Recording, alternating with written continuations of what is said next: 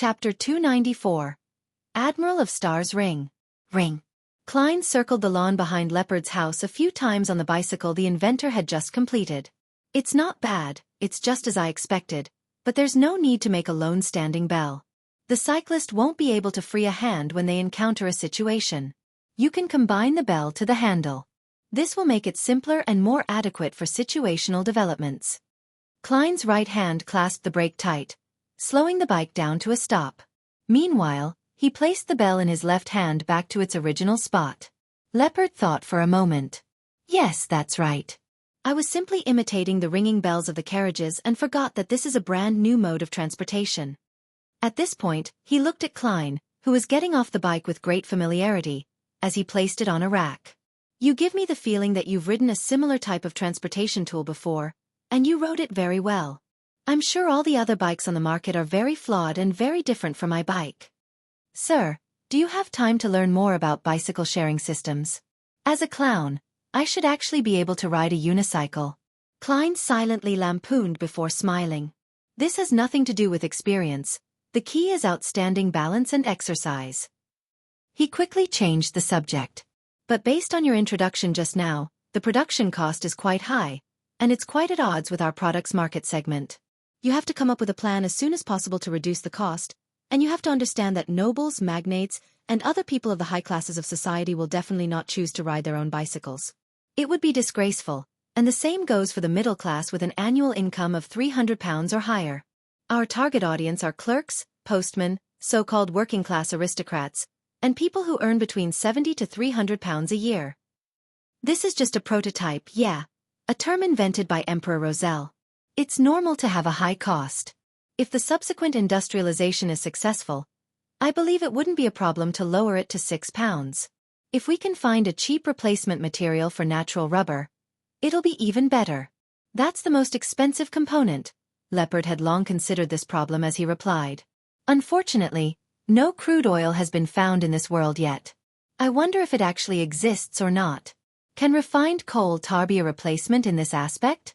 I don't know about this at all. I'm neither a student of this profession nor a savant. Klein thought for a moment and said, if the cost can be kept below £4, we'll be rich. As for the cheap material used to replace natural rubber, you can go through Roselle's manuscript. Maybe he has some ideas. Yeah, Leopard said before he suddenly added. Speaking of which, I just remembered that there will be an Emperor Roselle Memorial Exhibition at the Royal Museum next week. It's organized by the Church of the God of Steam and Machinery. Rumor has it that there will be the original blueprints of Emperor Roselle's inventions and all kinds of relics. The original invention blueprints and all kinds of relics? Klein's heart skipped a beat and pressed. When is it exactly? I'm very interested. From next Tuesday to next Friday, every day from 9 in the morning to 6 in the afternoon.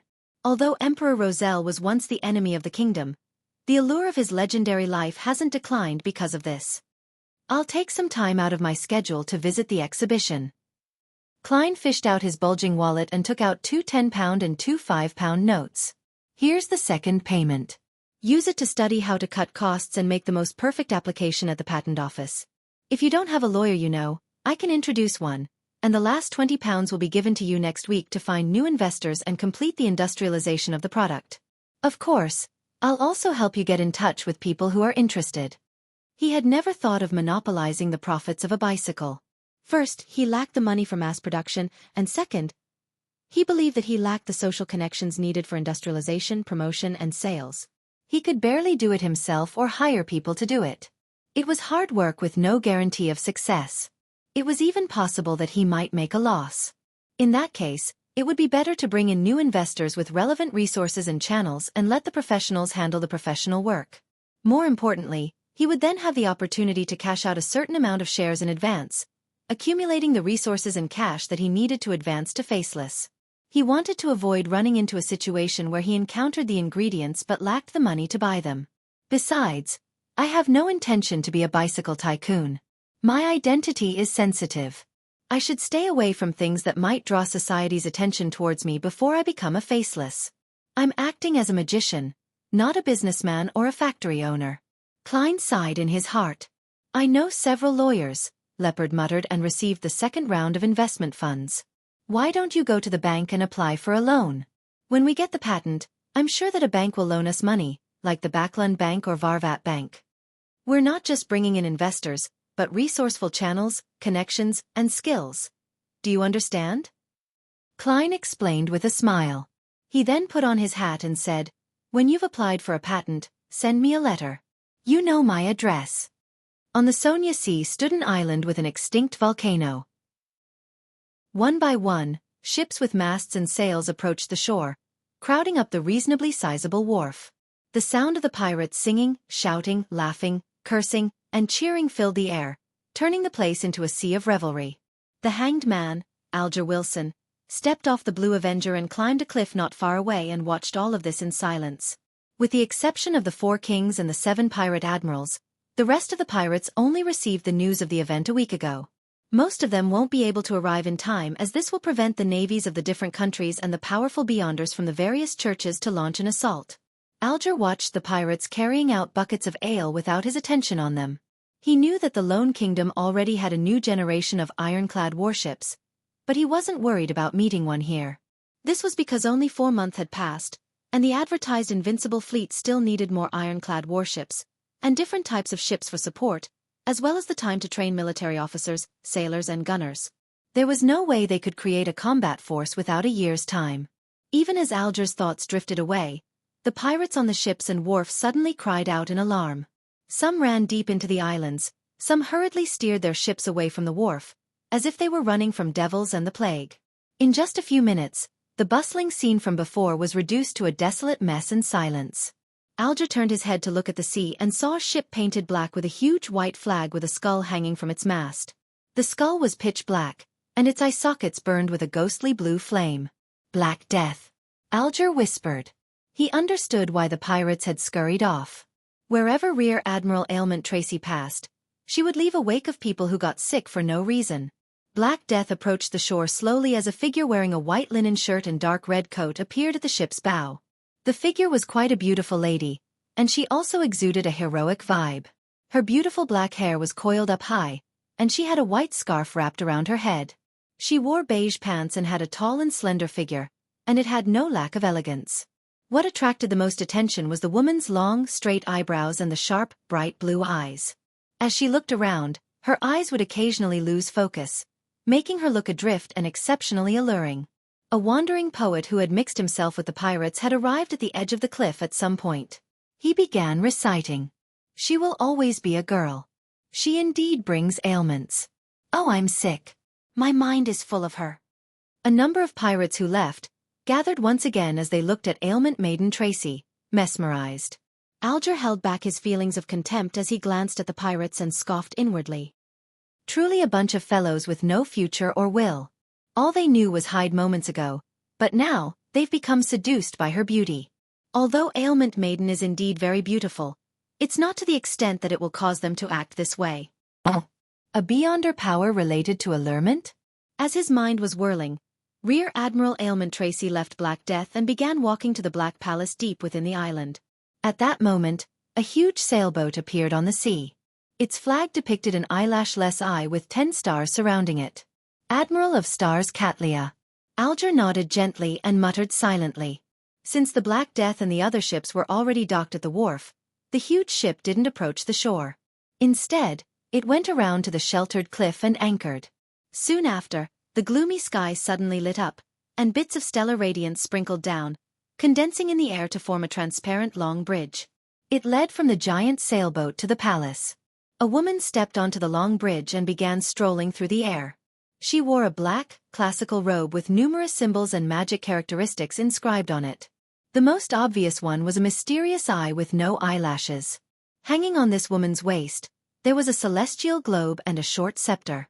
She resembled powerful warlocks who were active in the 4th epoch according to folklore. Alger looked up and frowned slightly as he muttered in puzzlement, "That celestial globe looks familiar. It's like the strange glass bottle I previously obtained, the one I had no idea how to use. It eventually shattered after Mr. Fool pulled me into the gathering." On the outskirts of Empress Borough, Audrey led her maids and the huge golden retriever, Susie, into her own manor. "Miss, the delivery from Enmat Harbor is just ahead. the butler in charge of the manor said in a respectful tone. All right. Audrey nodded lightly and said half-jokingly to the large golden retriever beside her, Susie, this is your present. As they spoke, they turned a corner and saw the so-called gift. It was a giant lizard whose skin changed color depending on how the light hit it. It was 3 meters long, and its height reached Audrey's knees even with it laying on the ground. They were 2 colossal creatures, enormous enough to frighten a child. Woof! She turned her head to look at her mistress and saw that her expression was exactly the same as hers. Apparently, she hadn't expected the gift to be so exaggerated. Chapter 295. All ingredients gathered. Audrey had always had a subconscious understanding that a rainbow salamander equals the rainbow salamander's pituitary gland equals the size of one's palm. To her, it would be something soft with grooves, a beyonder ingredient which constantly changed in color. So, what did that have to do with the 3-meter-long colossus in front of her? For a moment she was confused, but when she heard Susie's yelp, she snapped to her senses. She pretended to be satisfied with the result and said to the butler, This is exactly the animal specimen I need. It's just a little bigger than I thought. Just a little. Take the servants and move them to the warehouse. I'll study it when I'm free. Yes, miss. Then, the butler immediately instructed the nearby male servants who were furtively looking at their mistress. Audrey looked around and, without another word, led Susie into the manor's study. Using the excuse that she had to focus on writing a return letter to her brother, she made all the maids she had brought stay outside. After the dissection is done, there will be 2 sets of rainbow salamander pituitary glands. A portion can be used to exchange for a Farsman rabbit, just enough to concoct a bottle of the telepathist potion. Audrey gradually recovered from her astonishment and confusion as she began to think about Susie's advancement. At that moment, she thought of a serious problem. She had no idea if Susie had digested the potion or not. If it hasn't been completely digested, consuming the telepathist potion would easily lead to a loss of control. She isn't like a human who can endure through it. Wait, how did she endure it the first time? Besides, her current intelligence is about that of a 10-year-old child's. As she's already learning words in the loan language, and she said she wishes to read newspapers and magazines, as well as books. Audrey fell silent for a few seconds. She glanced at the confused large golden retriever that sat beside her. Susie, have you completely digested the potion? Digest. Susie returned with clear articulation, expressing her puzzlement. Audrey had already told her that what she had taken was a potion, and she had warned her not to tell anyone, and not to tell any intelligent animals that could bark or meow. Audrey nodded her head slowly and heavily. It's a very strange and unique feeling. It feels like something illusory inside your body breaks down and fuses with your mind. You will vaguely see illusory stars one after another, and you will be one of them. These stars will attract each other, in a bid to fuse as one.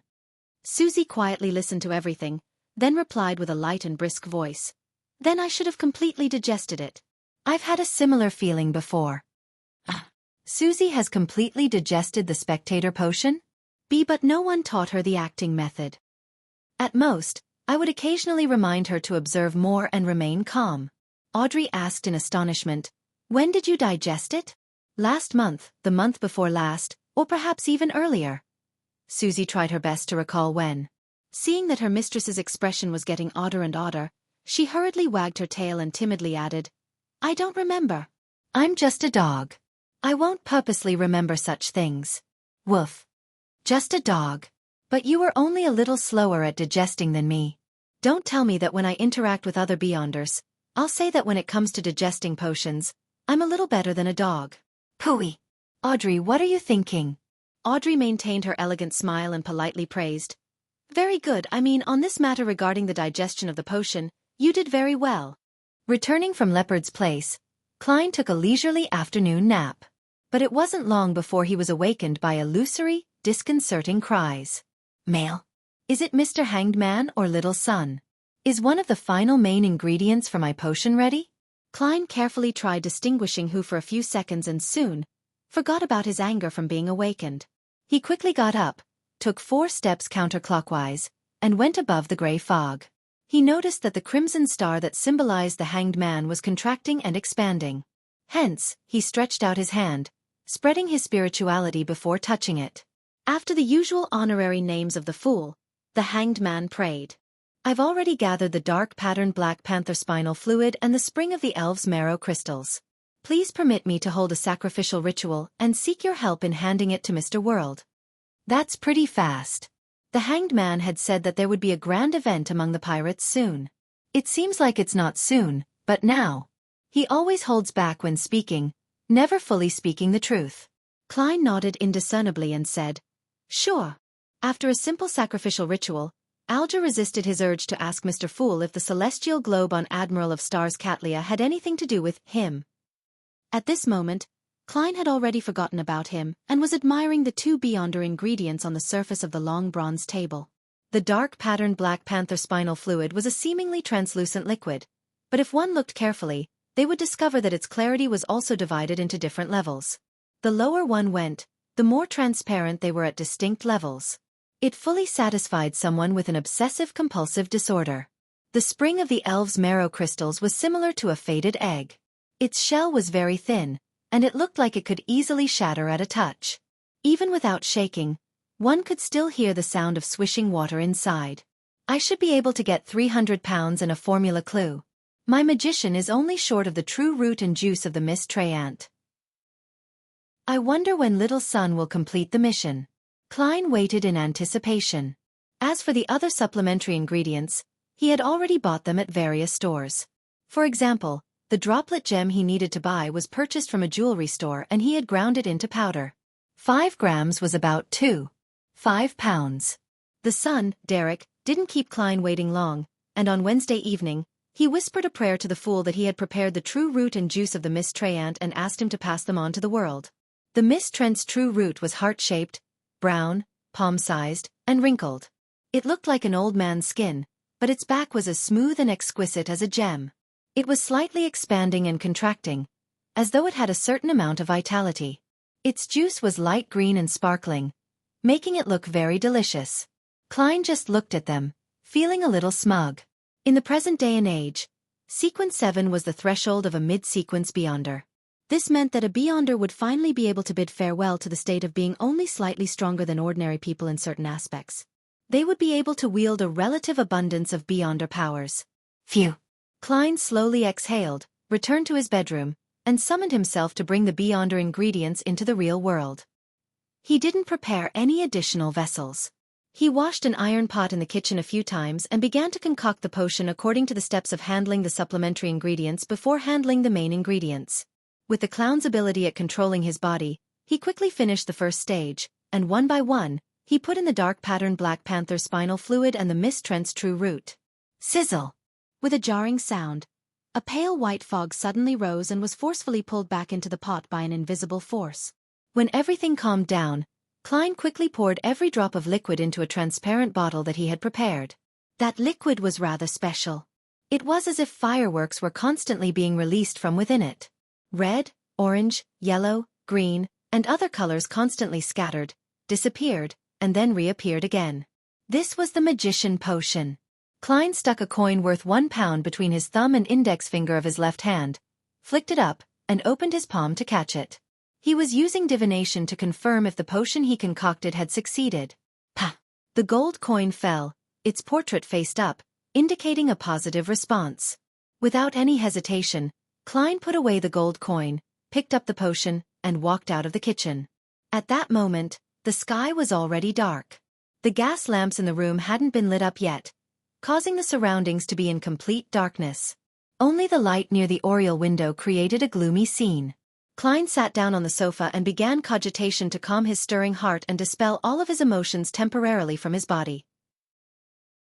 After doing all of this, he raised the glass bottle, tipped his head, and drank the magician potion.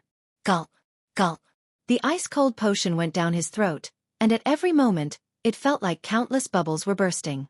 Klein's entire body was experiencing the stimulation, and massive amounts of information flooded his mind, blooming into fireworks. The veins on his forehead bulged, and his head felt like it was about to burst. However, this wasn't a very difficult situation for Klein to endure. The terrifying ravings before entering the grey fog and the evil roars of the true creator were much more terrifying. Hornasis. Phlegria. Hornasis. Phlegria. Hornasis. Phlegria. The ethereal temptation echoed again. Klein's head expanded and contracted repeatedly before he gradually recovered his thoughts. He began to consciously restrain his thoughts, outline the spherical light, and slowly enter a state of cogitation. After an unknown period of time, his vision recovered. At the same time, he felt an itch all over his body, with his arms feeling the worst. Klein rolled up his sleeves and was surprised to see that one of his arms was deeply wrinkled, like a centenarian. The other arm had lost its color and had become translucent. He could directly see his blood vessels, muscles, and veins. Could it be that I had nearly lost control? No, it shouldn't be. This should be the remnant influences. Klein sat on the sofa in the dark, leaning forward as he watched the anomaly in his arms warily, as if it were a breeding ground for monsters. And all of this had nothing to do with Klein. He sat quietly on the sofa in the darkness, watching his creased skin and the translucent state of his arms slowly recover.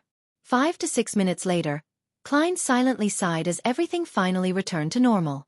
It's a good thing that no one came knocking on the door or ringing on the bell. I only chose to advance after completely digesting the Sequence 8 potion. With such severe effects, it would be hard for those Beyonders who depended on time to grind through the potion. It really is difficult to pass this stage. No wonder Captain took 9 years. No wonder Swain, the former captain of a mandated Punisher squad and owner of the evil Dragon Bar, didn't dare to consume the Sequence 7 potion, Seafarer. After sitting silently for more than 10 seconds, Klein slowly stood up. At that moment, he was already a mid-sequence Beyonder. At that moment, he was already a magician. Chapter 296. Magician. He took 2 steps forward and past the coffee table. Klein stretched his body and shook his wrist, but he found nothing unusual. He looked at the gas lamps outside the oriel window which illuminated the darkness and gloominess and said to himself thoughtfully, "My hands are more agile and I'm more nimble. Even if I don't have Beyonder powers, as long as I work hard enough, I can become a top magician." This was his first impression of his own transformation. And just like what was recorded in the Nighthawk records, if a potion provided a specific magical power, then the Beyonder would become aware of it after ingesting it. They would grasp the specific details as though the corresponding knowledge would be injected and imprinted into the mind through a mysterious method. Just now, my head nearly exploded. Klein smiled and shook his head, carefully recalling what he had felt in the corresponding magical spells. It had to be said that Magician was indeed considered a powerful Sequence 7, with it possessing many miraculous abilities that could all be cast very quickly. Among them, there were 3 which Klein valued and liked the most. The most important one was damage transfer. As long as he didn't die instantly, as long as his hands could still move, he could transfer the vital wounds to unimportant areas like his arms, turning fatal wounds into minor injuries. This was a very useful Beyonder ability for life preservation in actual combat. The only problem is that at Sequence 7, wounds can only be transferred around my body, and there's only one opportunity. Perhaps as my sequence is raised, the wounds can be transferred to other items or people. It really does feel like magic. Klein imagined the future. The second spell was Flaming Jump. Within a range of 30 meters, he could phase between a fire spark that he had left behind and the original flame. It was similar to teleportation, which seemed to have a uniqueness of gaining help from the spirit world.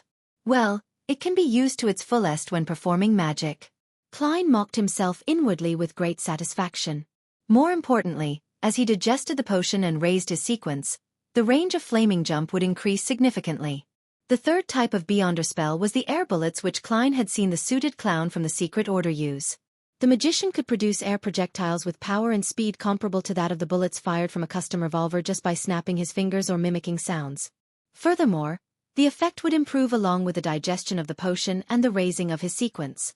Klein suspected that at Sequence 4 or 5, he could create his own cannonball. This way, I don't need to buy more revolvers and bullets anymore. No, I still need to buy one. There are many matters that don't need me to expose my Beyonder powers. Any problem that can be solved with guns isn't a problem. Klein nodded indiscernibly and began to examine the other spells and spell-like abilities. The fourth type was paper figurine substitutes. At a critical moment, the magician could temporarily change the paper figurine into him while he swapped places. It was a relatively simple substitute spell that could not only block a fatal blow but also weaken the damage from hexes. So this is the use of all the paper figurines that nimble-right Master Rosigo had brought with him. He must feel regret because he was contaminated by the true creator and didn't have the chance to use a substitute at all. The biggest problem with this spell is the need to prepare the materials beforehand, which means that the paper figurines have to be cut in advance. In the early days of the Fifth Epoch, Beyonders who brought similar items would undoubtedly be regarded as a dark warlock. If it's discovered now, I'll most likely be suspected. Klein mulled over the uses and limitations of paper figurine substitutes. The fifth kind of spell-like ability was called flame controlling. As the name implied, one could manipulate flames within a range of 30 meters with a simple action. It could also be used to ignite certain items within this range. Once the potion has been completely digested, or when I advance in sequence, one could summon a swirling flame out of thin air. The sixth was illusion creation. By influencing the surrounding environment, one could create illusions with colors, sounds, and smells that were close to reality, allowing one to pass off the fake as the truth and deceive the enemy. This is a specialty of a magician. Klein chuckled and walked over to the oriel window as he took in the night scene of the streets with great satisfaction. The seventh was a fake form of underwater breathing. The principle behind it was to create a thin, invisible air pipe which would allow the magician to breathe freely and seemingly turn into so-called murlocs. The problem was that the air pipe had a limited length. At his present stage, Klein could only maintain it at around 5 meters, which meant that if the water depth exceeded 5 meters, he could drown. Of course, the potion's digestion and sequence advancement would result in the growth of the air pipe. The eighth was a spell-like ability, bone softening. This helped a magician break free from handcuffs, ropes, and chests. It's also a specialty. Klein thought in a good mood. The ninth was the evolution of the clown's ability to turn paper into throwing knives, called drawing paper as weapons. Not only could it turn paper into sharp objects, but it could also temporarily turn into weapons such as bats or bricks, etc. These were the 9 main spells or spell-like abilities of a magician. Although they weren't particularly strong in both the offensive and defensive aspect, nor were they particularly bizarre, they stood out for their variety. They allowed Klein's strength to instantly rise by more than 1 level, and his life preservation and means of escape became even better. Moreover, magicians had the ability to cast spells at high speeds. This was a sequence of beyonders who didn't need to chant or inject spirituality. With just a simple action, they could cast a corresponding spell or spell-like ability. In addition, the potion made Klein attain some tiny tricks, but they weren't very practical. I can barely be considered quite a good beyonder. Klein sighed silently. Just as he was about to go out for a stroll and get another revolver and replenish his bullets at the Bravehearts bar, the gas lamps outside the oriel window which tainted the crimson moon's moonlight suddenly turned darker and deeper. Klein looked up in surprise and saw that the dark clouds and mist had dispersed, clearly revealing the red moon which was a little more than a semicircle. Its outline rapidly turned into a full circle, and in just a few seconds, it had turned into a full moon that was as red as blood. It had only been 2 weeks since the last full moon.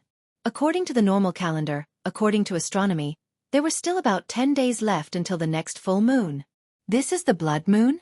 Klein's lips moved slightly as he muttered to himself in relief. In this world, the changes to the room were both regular and irregular. Ordinarily, it was exactly the same experience Klein had in his previous life. However, there were always a few times every year when it would suddenly become round and dark red, just like blood. Such a situation that had no logic to it. At times, it happened only once a year, and sometimes 4 or 5 times a year. Neither astronomers nor mystics could explain this phenomenon or come up with a pattern. Therefore, they could only ignore it for the time being as one of the puzzles. They joked that perhaps the goddess was in a bad mood and that a change in a woman's mood was undoubtedly irregular. Of course, not knowing the reason and not being able to understand the essence of the phenomenon didn't mean that there was no corresponding conclusion. In mysticism, people called this situation the blood moon, believing that it would bring about the rise and eruption of negative emotions, and that it would strengthen the power of the underworld and the spirit world. Even if the dead were summoned, they might still be able to climb out of their graves. This is the 2nd time this year, right? Klein stood by the oriel window, admiring the clear sky, and the disc-like full moon which was red and glistening. He felt he was in a relatively good shape. In an apartment in Sherwood Borough. Furs Wall, who had participated in a gathering that night, was unable to make it back home to the 2-bedroom apartment in St. George Borough. She sat cross-legged on a sofa in the living room, chewing on a new type of bread which had meat and vegetables in it. She had let down her hair as she thought over the plot of her next novel. Suddenly, she frowned and threw away the food and pen in her hand. The moonlight outside the window grew stronger and redder, and the look on Firz's face became more and more painful. Every full moon, she would hear those ravings that would drive her mad. Bam! She fell off the couch, her body writhing as she struggled. After a while, she pulled out a clump of her hair, but the pain did nothing to ease the explosive sensation in her head or to calm the urge to end her life with a knife. Here it comes again, Firz muttered in pain as her legs were stretched taut from the spasms of pain. She chanted the name of the god she believed in with great difficulty, seeking redemption. Great God of steam and machinery. You are essential, the embodiment of. You are an artisan, a protector. You are the glory of technology, glory. As she repeatedly chanted, Firz's suffering didn't abate, and instead it grew more intense. Bam! She tumbled around violently, toppling the coffee table and sweeping the books on it to the ground. Unable to endure it any further, Firz frantically used her nails to scratch the wooden leg of the coffee table, creating one deep scratch after another along with jarring screeching sounds. Pah! Her fingernails broke. Her hair was growing abnormally long. At that moment, she felt that she would lose control that very night and become a monster. She had already chanted the honorable names of several gods, but she had failed to receive any reprieve. I'm going to die. I'm going to die. As she writhed and rolled about, she suddenly saw a piece of paper with the words in ancient Hermes written on it. It was the mysterious incantation Zio had found in the history of the Lone Kingdom's aristocracy. Her chanting of it had even attracted an existence suspected to be an evil spirit. Even if it's an evil spirit. As long as you can help me, I'm willing to accept. Such a thought flashed through Firz's turbid mind. She struggled to look over as she used all her strength to whisper. The fool that doesn't belong to this era? The mysterious ruler above the gray fog. The king of yellow and black who wields good luck. Save me, save me. Chapter 297. The full moon's ravings. Klein had just put on his double-breasted frock coat, picked up his half-top hat, and was walking toward the door when he heard a series of illusory prayers. Who is it? He frowned slightly and listened, but he could only confirm that the supplicant was a woman and that her voice was staccato, as though she were in great pain. Since he had nothing particularly urgent to tend to, the newly advanced magician, Klein, casually tossed his half-top hat onto the coat rack accurately, and he returned to his bedroom. After taking 4 steps counterclockwise, he entered the majestic palace. This time, he didn't see any illusory star expanding or contracting with a deep red glow. Instead, at the end of the ancient mottled bronze table, by the side of the fool's seat was a clear radiance rippling out. It's a prayer from a non-tarot club member. Is it Zio or that lady with curly brown hair? Klein speculated as he took his seat.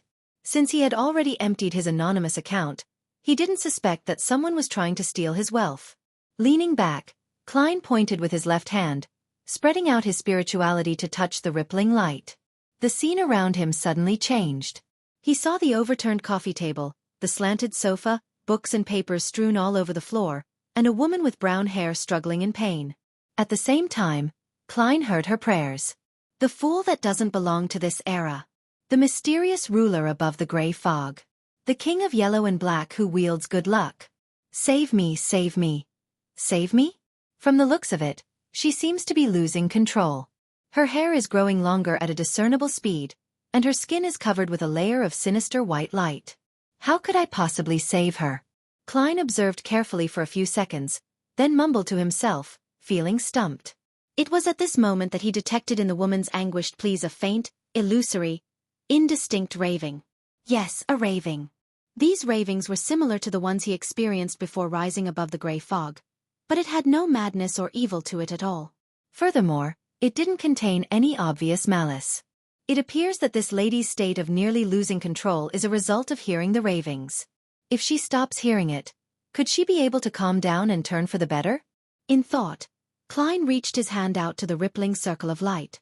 Following that, he allowed his spirituality to gush out of his body, establishing a firm and mysterious connection after advancing to magician. His spirituality had become a lot more abundant, and the burden in this aspect had decreased accordingly. Firz felt her head muddling as she felt her thoughts were like boiling water. They were constantly bubbling in a bid to break free of the restraints of her head.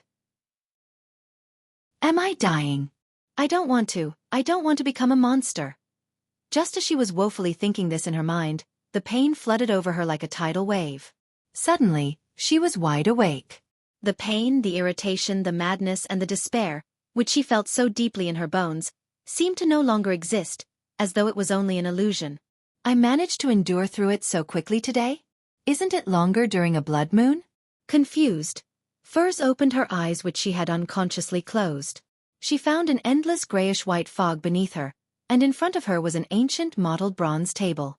Where is this place? Surprised, she looked around and saw numerous towering stone pillars, as well as a towering palace that was propped up by those stone pillars. Then, at the very end of the long bronze table, she saw a mysterious figure shrouded in thick gray fog, who seemed to be overlooking everything from above. What is this place? Who is he? Furs turned wary and questioned inwardly. Then, she remembered what she had just done. Under her extreme pain, she had chanted the mysterious incantation which Xiao had found in the history of the Lone Kingdom's aristocracy. An incantation that was suspected to be directed at some evil god. No, not just evil spirits. He was actually able to temporarily help me get rid of the harmful effects of those terrifying ravings. He even pulled me into this strange world. While Furs suppressed the fear in her heart, she half stood up and bowed. May I know who you are? At that moment, she suddenly recalled the contents of the incantation as she blurted out. You are the Fool. Mr. Fool. You are His Excellency, the Fool? Klein smiled, nodded slightly and said, Just call me Mr. Fool. As he spoke, he noticed on the back of the chair in which Furs was sitting on, the symbols and mysterious patterns formed by the shining stars were rapidly changing. In just 1 or 2 seconds, the interior of the room was covered with layers upon layers of doors. Numerous illusory doors of the same kind were formed there. Door. As soon as Klein saw the symbol, he immediately associated it with the mention of Mr. Door in Roselle's diary. During a full moon, the other party would come close to the real world and let out cries for help. Could the ravings have something to do with Mr. Door? It's the night of the blood moon tonight. An enhanced version of the full moon. This lady corresponds to a door, and the symbol on the back of Miss Xiao's seat is similar to the Sword of Judgment. Klein nodded indiscernibly. Through this, he confirmed that once a stable connection was established and that if the other party was a beyonder, the symbol behind the seat would change according to the other party's actual circumstances. They didn't have to necessarily join the tarot club and come to the mysterious space above the gray fog at fixed intervals. At that moment, waves of shock rose up in Furs's heart. The Fool. It's indeed the Fool. That honorable name does point towards a powerful existence. What does he want? Will he want to make a transaction with my soul? It's at least better than losing control from those ravings. I guess I managed to claw my life back. Whatever happens in the future would just be a bonus. While she was still lost in her thoughts, she suddenly heard Mr. Fool ask with a smile, You hear ravings from nowhere every full moon? How does he know? Furs looked over in surprise and replied in a daze. Yes. Before she finished her sentence, she suddenly thought of a possibility and asked, Do you know the origin of those ravings? Do you know who is trying to harm me? Do you know how to solve this problem once and for all? He's a miserable wretch who is lost in the darkness and trapped in a storm. Klein had intended to reply with the words that would shape his image, but when he thought about it, he couldn't be sure that the woman in front of him had indeed heard the words coming from Mr. Door. In order to not make any mistakes and to not embarrass himself in the future, he skipped over the question and said with a vague smile, He might not necessarily want to hurt you. Perhaps, he is just asking for your help. Therefore, the ravings weren't malicious, not crazy or evil. Asking for my help? But those ravings push me closer and closer to losing control. If you hadn't helped me, I might have become a monster by now, Furs returned incredulously. Klein grinned and said, That's because you're too weak. I'm too weak. Furs was stunned and at a loss. Klein briefly explained, The difference in your life's natural order and his is too great. Perhaps, just by breathing normally, the storm brought about by him can rip you to pieces. Perhaps, just a glance from him will cause you to die on the spot. Of course, if he purposely controls his own strength, it's not that he can't communicate normally with you.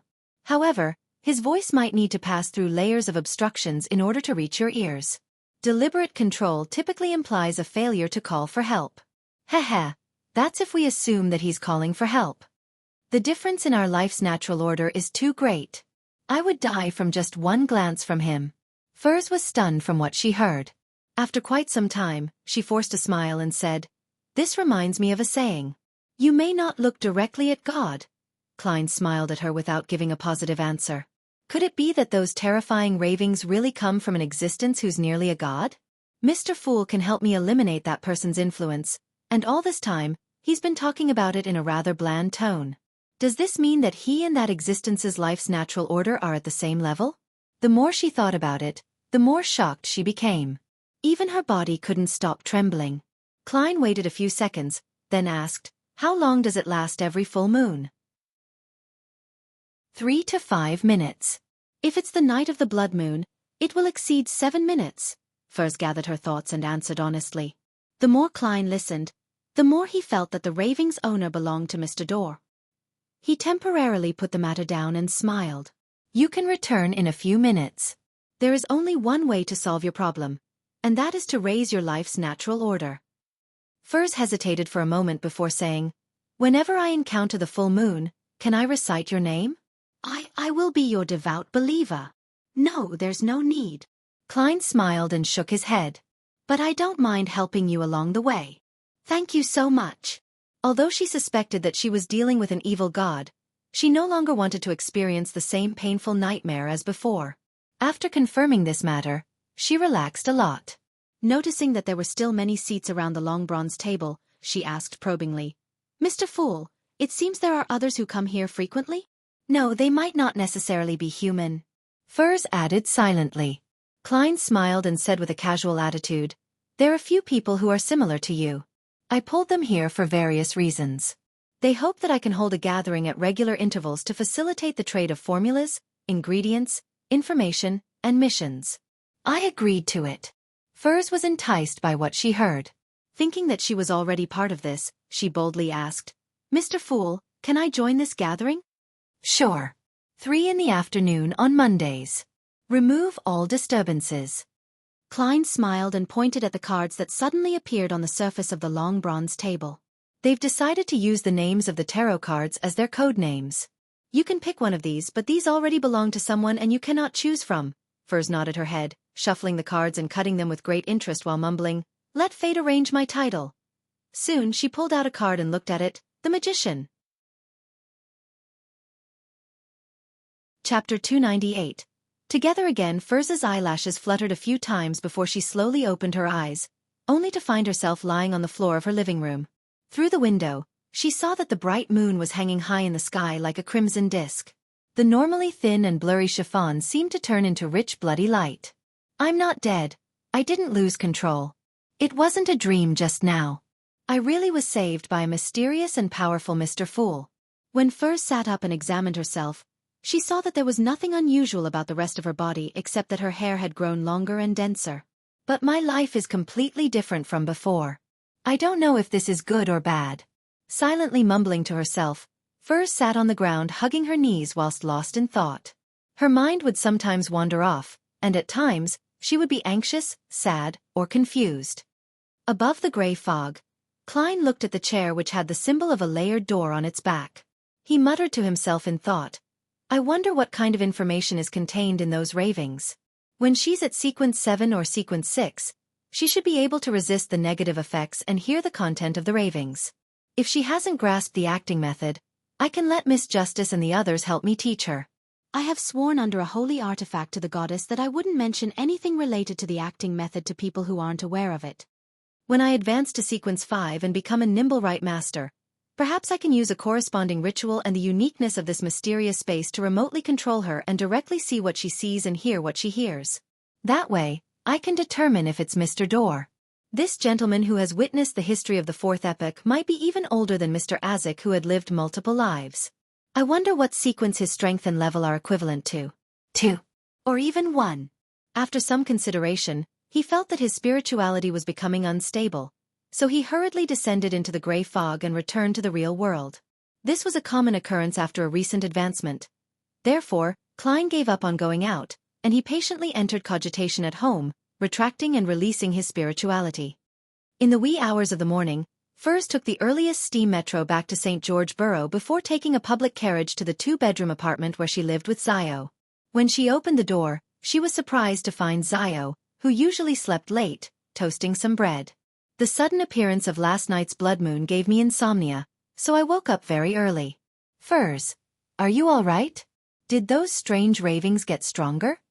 Zio asked, looking up with concern. Furs's vision suddenly blurred. She turned her head to the side, forced a smile, and said with her usual confrontational tone, "What happened to your brain? Didn't I say it before? The ravings will definitely become stronger during the blood moon. But it doesn't affect me at all." "Yeah, it doesn't affect me at all. Look at me, look at how energetic I am right now. Hey, toast a piece of bread for me too." "I thought you didn't like eating it this way?" Zio tidied her short, blonde hair and mumbled softly. After taking his first step at revenge and attaining an advancement, Klein slept through the night. He leisurely went out to buy Fana Potter noodles for breakfast, along with a desi pie and a cup of sweet iced tea. After enjoying the delicacies in satisfaction, he put down his fork and knife and picked up the newspaper. He was in a very relaxed mood as he began to read. A quick scan revealed that the headlines of the Tussock Times read, "Night of the Bloody Moon, the Killer Demon Strikes Again." Again. Klein quickly flipped through the front pages of the other newspapers and saw many similar titles. "The 11th True Case. The Police Are Helpless. The cold-blooded killing demon has once again made a clear mockery of the police. The atmosphere of panic is spreading through Backland.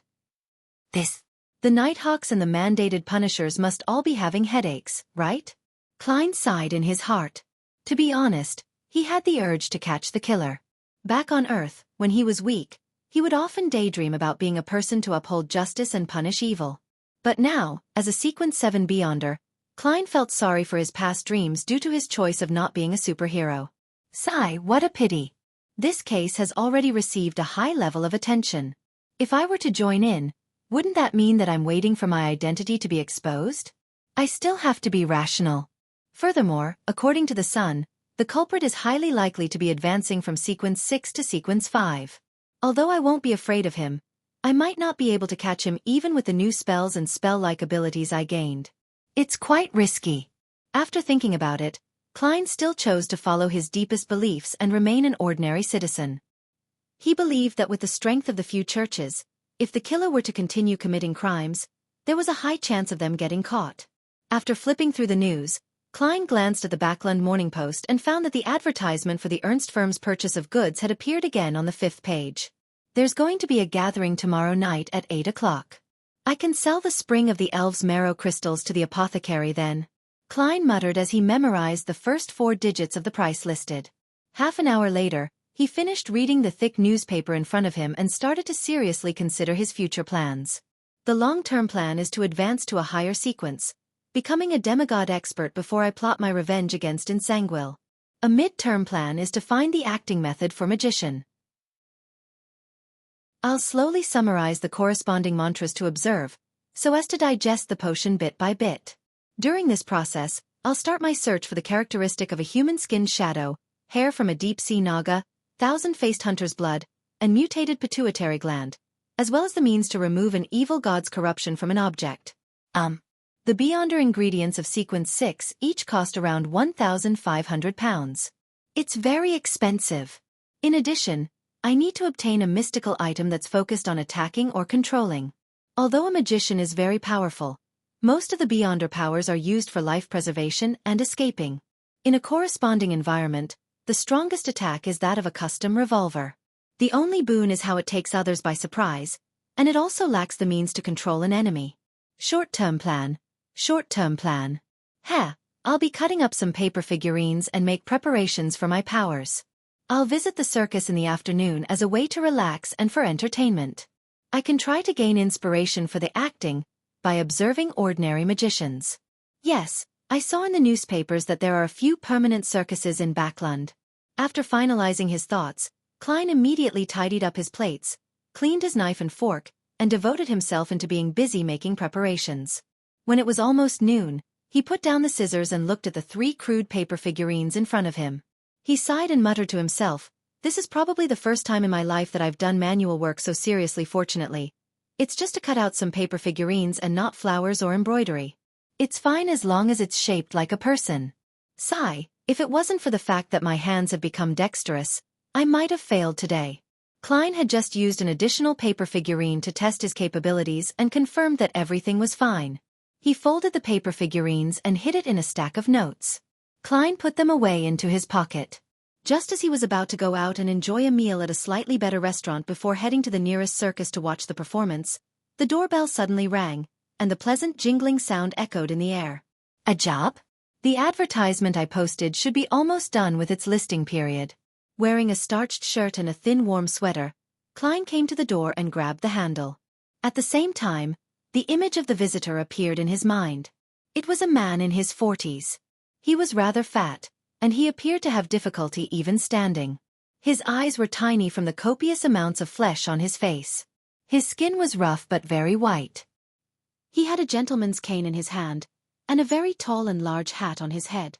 Even though Backlund was cold in October, the man's forehead was dripping with sweat. Beside him were two attendants in bright red coats, supporting him from both sides. I don't know him, Klein mumbled, and before his spiritual perception could respond, he opened the door. Good afternoon. The weather is truly scorching hot. The fat middle-aged man took out a handkerchief and wiped the sweat off his forehead. As he spoke, a cold wind blew, causing the two attendants beside him to shiver. Good afternoon. Is there anything I can help you with? Klein asked politely. You are Detective Sherlock Moriarty? I have something that I want to entrust you with. The middle-aged man forced a smile and said, I forgot to introduce myself. I'm Rogo Colomon, a jewelry businessman. Please come on in. Klein smiled and made way. Rogo Colomon stepped in with heavy footsteps and sat down on the sofa, causing the old furniture to emit a resistant groan.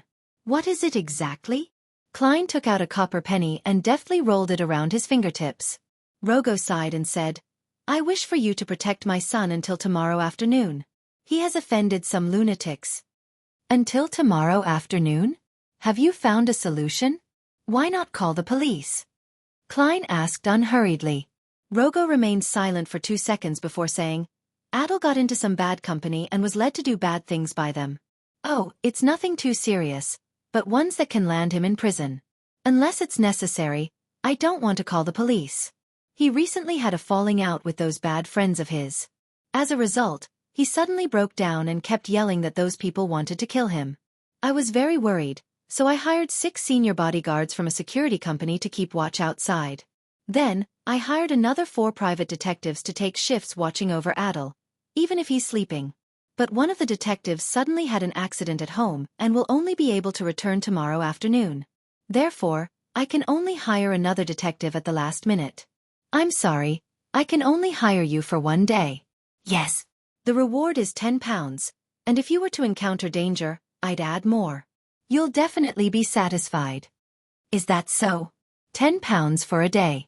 That's equivalent to a week's salary of Mr. Sammer from next door. Klein was able to tell from the color of the other's emotions that he wasn't lying.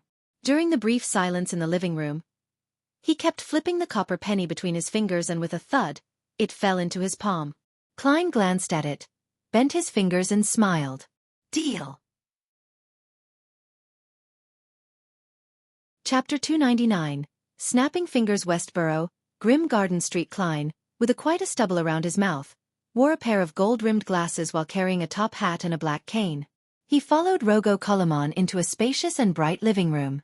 There was a huge crystal chandelier hanging from the ceiling. The walls, corners, and tables were decorated with all kinds of golden carvings and ornaments. The entire area looked gorgeous, exquisite, and luxurious.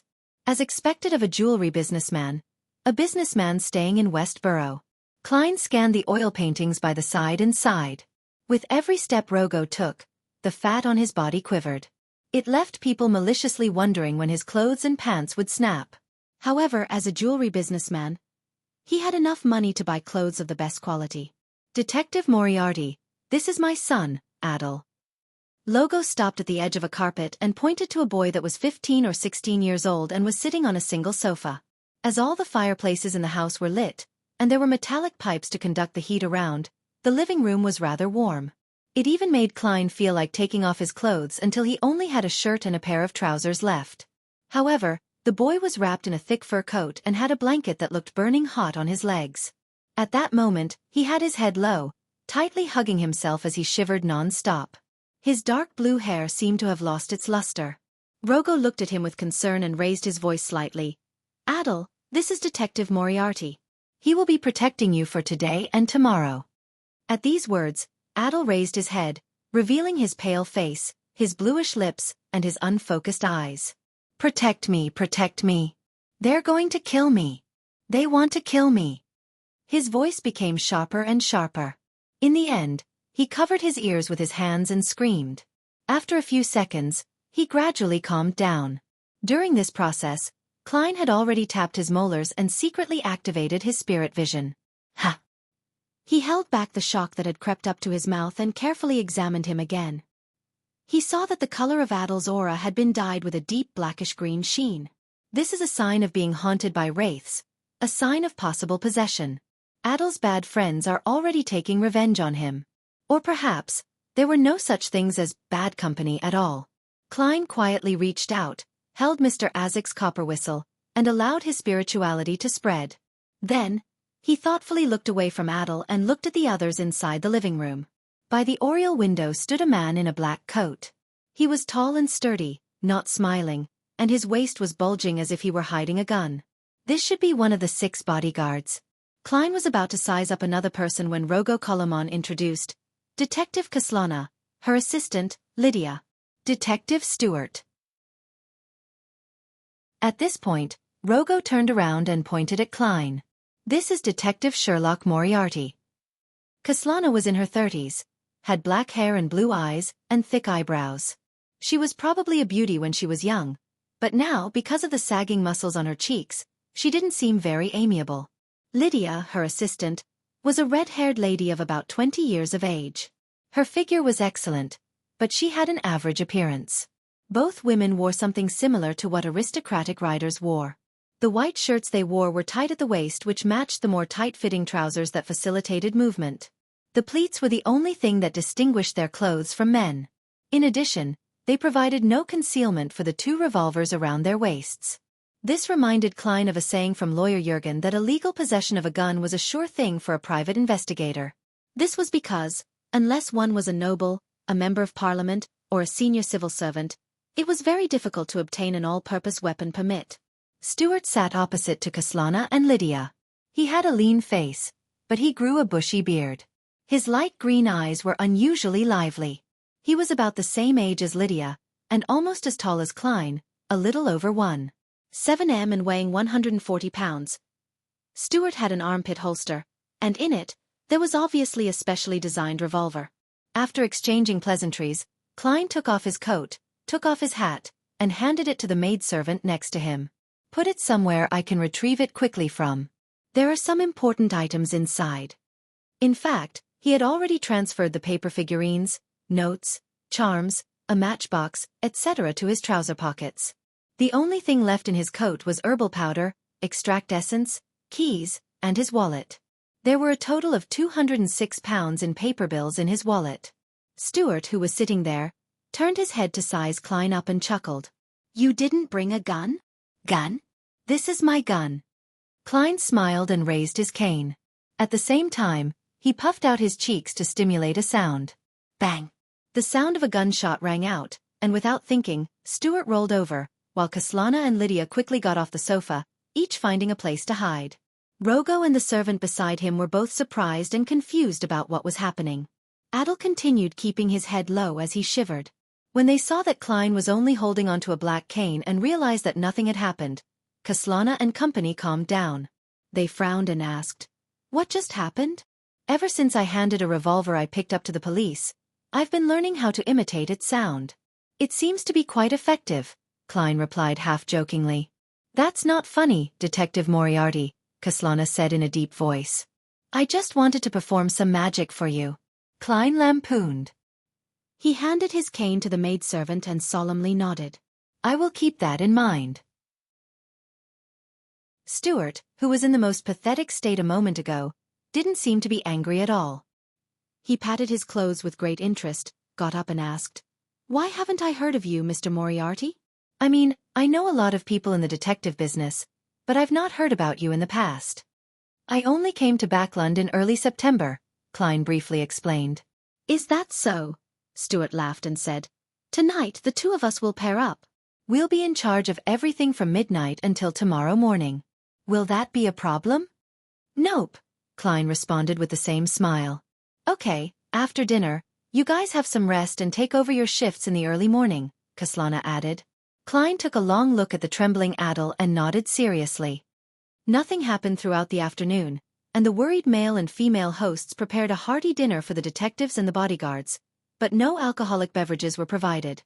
After eating and drinking to his heart's content, Klein and Stuart, a young man with a full beard, went to their rooms on the second floor. Seeing that no one was around, Stuart shook his head and said, "Sherlock, you should have noticed that the problem with Adel isn't something regarding revenge." "Bro, you sure are affable." Klein's expression didn't change as he asked, "Why do you say that?"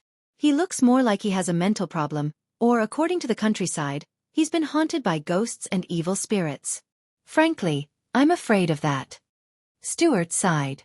"Mr. Colamon should take him to a psychiatrist, and if that doesn't work, get the priests from the Lord of Storms to sprinkle some holy water and perform a ritual." "You can suggest it to him," Klein said objectively. "If Adel doesn't get better, I'll consider it in about a couple of days." Stuart glanced sideways at Klein. Klein laughed and replied, "That's up to you. My mission will be over tomorrow." At that moment, the two of them had arrived at their destination and entered their respective rooms. 1 in the morning, inside Adel's bedroom. Klein sat in a rocking chair, holding on to Isaac's copper whistle, quietly watching his ward. Stuart sipped his coffee at his desk. The two of them didn't speak, afraid that they would wake the sleeping Adel. As time passed, a cold chill swept through the room. Adel sat up and opened his eyes. "What's wrong?" Stuart asked somewhat nervously. "To the washroom," Adel replied in a soft, dreamy voice. His face seemed paler, and his lips were turning purple. Stuart was about to speak when he saw Sherlock Moriarty stand up and nod at him. "I'll follow him." "All right." Stuart let out a sigh of relief. Putting his hands into his pockets, Klein stayed one step behind Adel and followed him to the entrance of the washroom 2 rooms away. Just as Adel was about to close the door behind him, he saw a figure flash in. "I can't let you out of my sight." "Heh, do whatever you have to do, and pretend that I don't exist." Klein smiled and leaned against the wall. Adel remained silent, his eyes unfocused as he looked into the mirror. He turned on the faucet and let the water flow. At this moment, Klein took out a box of matches and lit a matchstick, as though he wanted to smoke. However, he didn't do so. He blew on the air and allowed the match to go out. "Pah!"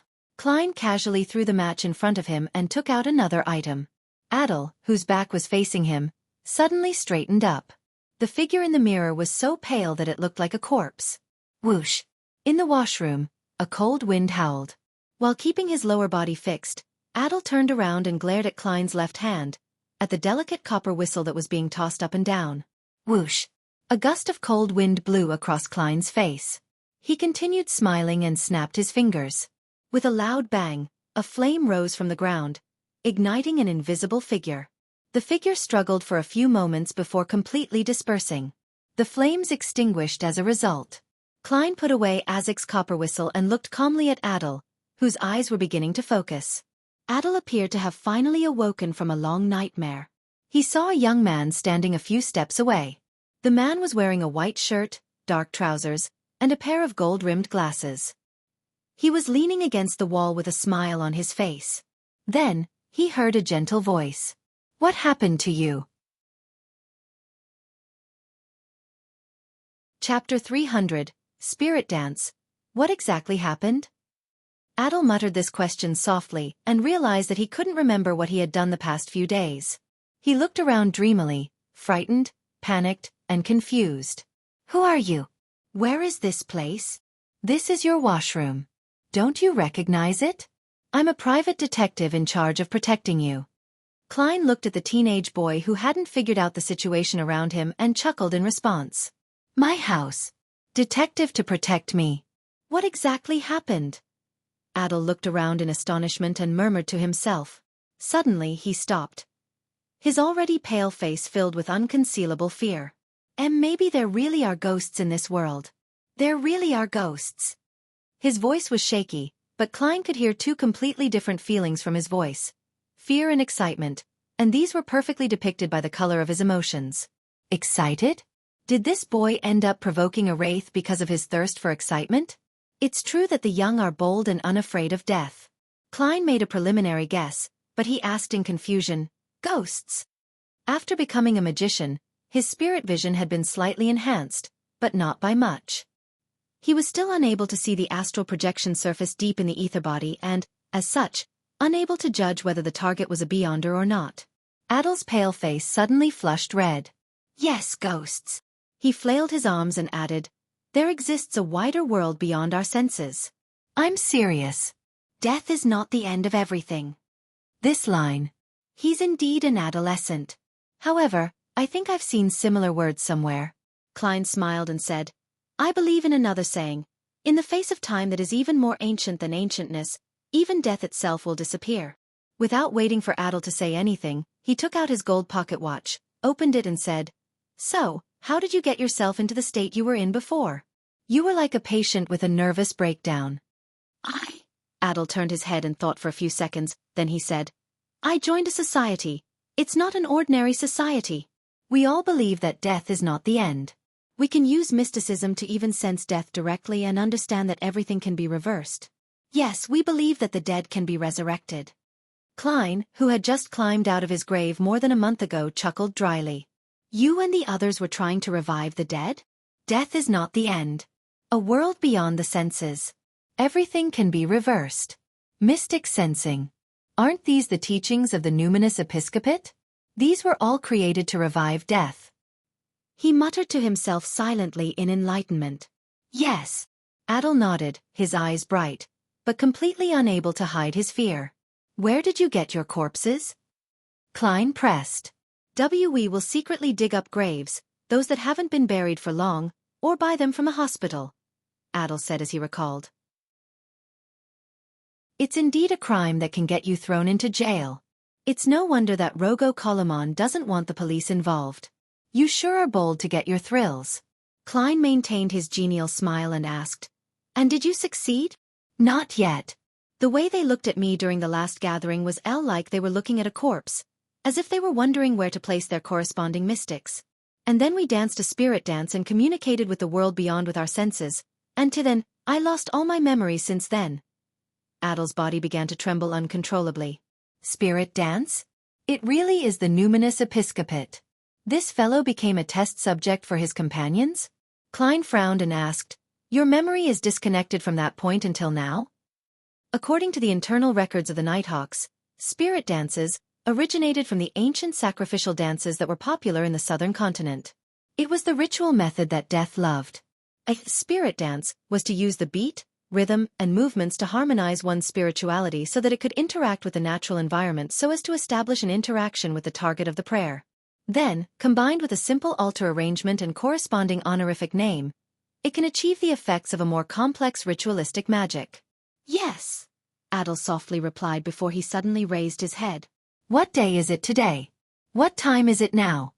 Friday morning, 1:12 a.m., Klein answered based on his memory.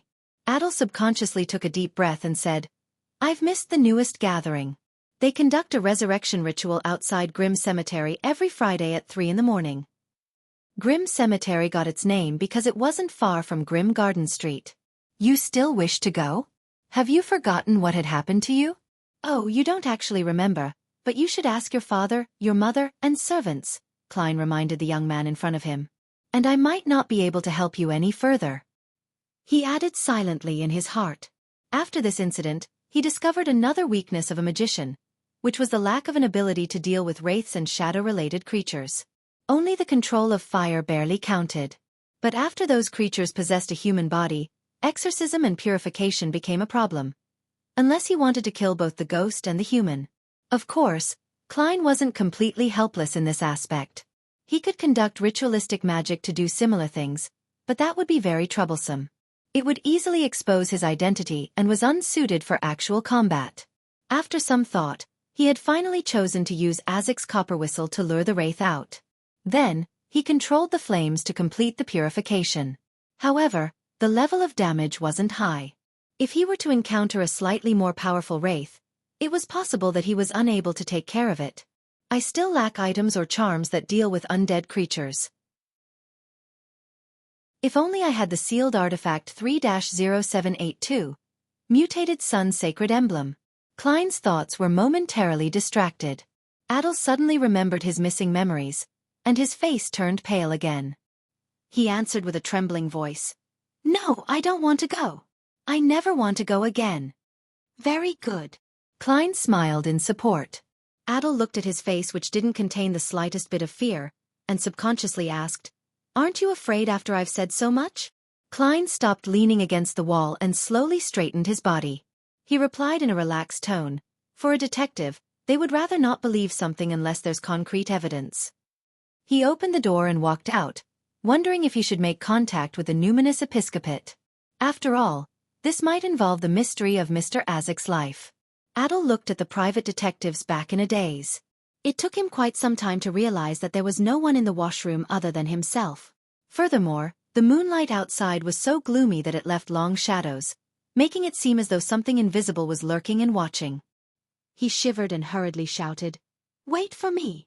As he spoke, Adel quickened his pace, rushed out of the washroom, and followed closely behind Klein. He knows fear and is apprehensive. That means he's still redeemable. Klein mumbled before inserting his hands into his pockets. When he returned to his bedroom, Stuart didn't notice that Adel had already turned for the better. He still wore a serious expression from the ghost story he imagined himself, so he didn't dare to walk around recklessly. After Adel fell asleep again, Klein took out a copper penny and let it move between his fingers. When it was close to 2:50 a.m., he threw up the coin and caught it firmly before standing up and whispered to Stuart, "I'll be heading to the balcony to smoke a cigarette." "Be quick," Stuart urged with somewhat taut nerves. Klein put on his long gown and walked slowly out the door to the balcony at the end of the corridor. Then he hid in the shadows. Then, he pulled out a rather crudely cut paper figurine. "Pah!" Klein violently shook his wrist, causing the paper to make a crisp sound. The paper quickly expanded and turned into a human. The person was about the same height as Klein, a wax statue intrinsically carved with the same exact facial features. This was one of the uses of paper figurine substitutes. Soon, Klein focused his mind, clenched his right fist, and lightly tapped his body. Without a sound, the figurine seemed to come alive. It even had a cigarette with a glowing red head in its mouth as the fragrance of tobacco wafted out. By delegating this figurine, this illusion can last half an hour. "I'm really a magician." Klein put on his gloves, reached out, and pushed himself over before sliding down the balcony stealthily, avoiding the patrolling security. Outside Grim Cemetery, in a secluded forest. Klein stood among the treetops as he looked at the relatively open and flat area not too far away. Around him were evergreen leaves and brown branches, but their surfaces were stained with gray dust. From what Klein could see, there were about 8 young men and women wearing long black robes dancing and twitching around a corpse. The dance was full of rhythm, as though it had some sort of mysterious flavor to it. The girl shook her long hair and the boy extended his hand while kneeling. This scene had a subtle connection to their surroundings. It was the rhythm of nature. After they danced for 3 to 4 minutes, everything within a 10-meter radius was affected by a wild and confusing atmosphere. The atmosphere gradually turned sinister, and there was a hint of divinity mixed in it. It really is a spirit dance. Ritualistic magic that even normal people can participate in. Klein cast his gaze away and looked at the man in black robes who was chanting an incantation beside the corpse. Earlier, he was the one who was instructing those young boys and girls on how to perform the spirit dance. He should be a member of the numinous episcopate, with a high probability of being a beyonder. Klein nodded indiscernibly, intending to watch the resurrection ritual. At this point, the dance reached its climax. The adult man in black lifted his head and took off his wig, revealing the strange tattoos engraved on his bald head. He raised his hands and shouted, "Death! Honorable death!" is about to return." After he finished shouting, the dancing stopped. The 7 to 8 youths stood on either side. They appeared to be in a daze, filled with anticipation, excitement, and fear. Next, the man bent down and opened the iron cage at his feet, taking out a black object. Klein looked over and saw that it was a blue-eyed black cat. "If this works too?" He was obviously stunned for a moment. Suddenly, he thought of the various folklore related to a black cat. For example, if a black cat which symbolized the evil emissary of hell jumped over a corpse, the corpse would be awakened. This was the first time Klein was seeing someone use a similar method in a ritual. The man stepped forward while restraining the black cat from struggling before throwing it at the corpse. Meow. All the black cat's hairs stood on end as it hissed and leaped over the corpse. At that moment, Klein felt like he could understand cat language. He believed that the cat must have said one word: fuck. Chapter 301. Awakening Meow. The black cat's cry echoed in the open area that was surrounded by the secluded forest. Regardless of whether it was the adult black-robed man or the 15 or 16-year-old boys and girls, all of them simultaneously cast their gaze onto the corpse lying in the middle. A gust of cold wind blew, and the black cat landed on the ground, staring at the human who had just thrown it. It kept flicking its tail around. All of a sudden, its fur stood on end again. Then, exerting great force with its hind limbs, it jumped up and fled in another direction. Unfortunately, whatever it did had failed to attract any attention. All the humans present had their attention focused on the motionless corpse. Seconds turned to minutes, but the corpse didn't undergo any anticipated changes. Another failure? One of the teenagers moved closer and crouched down, poking at the dead man's skin with his fingers. There's no reaction. He turned around halfway and spoke to the man in black and his companions. At this moment, he felt a gust of wind hit his face from beneath him. With a swoosh, the corpse sat up. The youth was startled and immediately cheered in surprise. "It's a success! It's a success!" Before he could finish his sentence, the corpse grabbed him by the shoulder and pulled him into its arms. Then, it opened its mouth and bit down, producing a sound and causing blood to splatter. "Ah! Help!" The youth screamed in horror and retreated with all his might, but he couldn't break free. The corpse raised its head, revealing rows of white teeth, as well as bits of flesh hanging between its teeth, and blood flowing from its mouth. The black-robed man was stunned for a moment. Then he took out a whistle that was brass in color. He put it in his mouth and blew on it. Then he said in Hermes, "I command you in the name of death." As his voice echoed in the air, the corpse stopped chewing and momentarily froze on the spot. The youth, whose neck and shoulders had been mangled by the bite, similarly collapsed as if he had lost his soul. The dirt around his nether regions was completely moist. "It really is possible," the black-robed man muttered in pleasant surprise. He pointed at the corpse and once again said in Hermes, "Get up." The corpse abruptly stood up. Then it threw back its shoulders before quickly running into the depths of the secluded forest. "Come back!" the black-robed man cried out in surprise, but the corpse showed no signs of stopping. He blew his whistle again and shouted with dignity, "I command you to return in the name of death."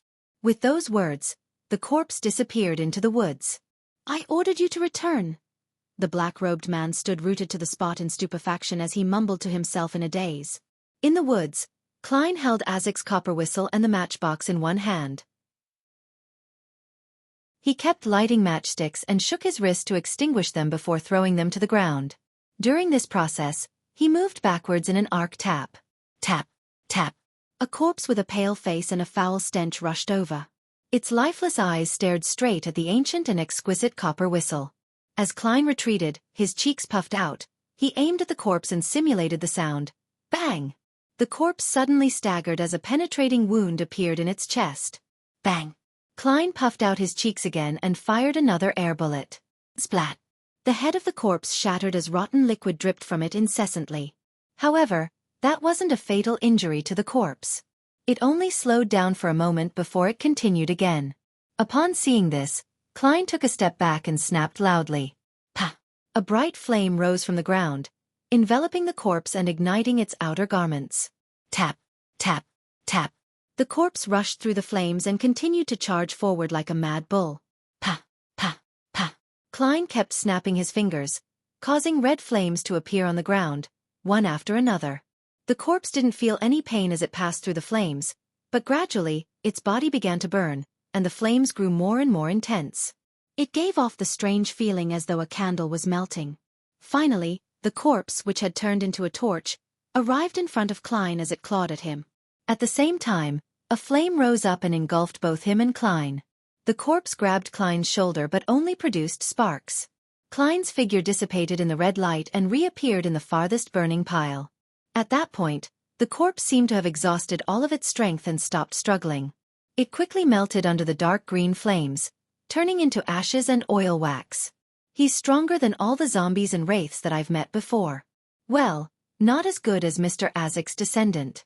If it weren't for me, they would all be dead here today. Klein shook his head and walked through the trees toward the open area. At this moment, the black-robed man had already noticed the changes in the forest. Without any hesitation, he turned around and ran, while the 7 to 8 youngsters scattered in a flash.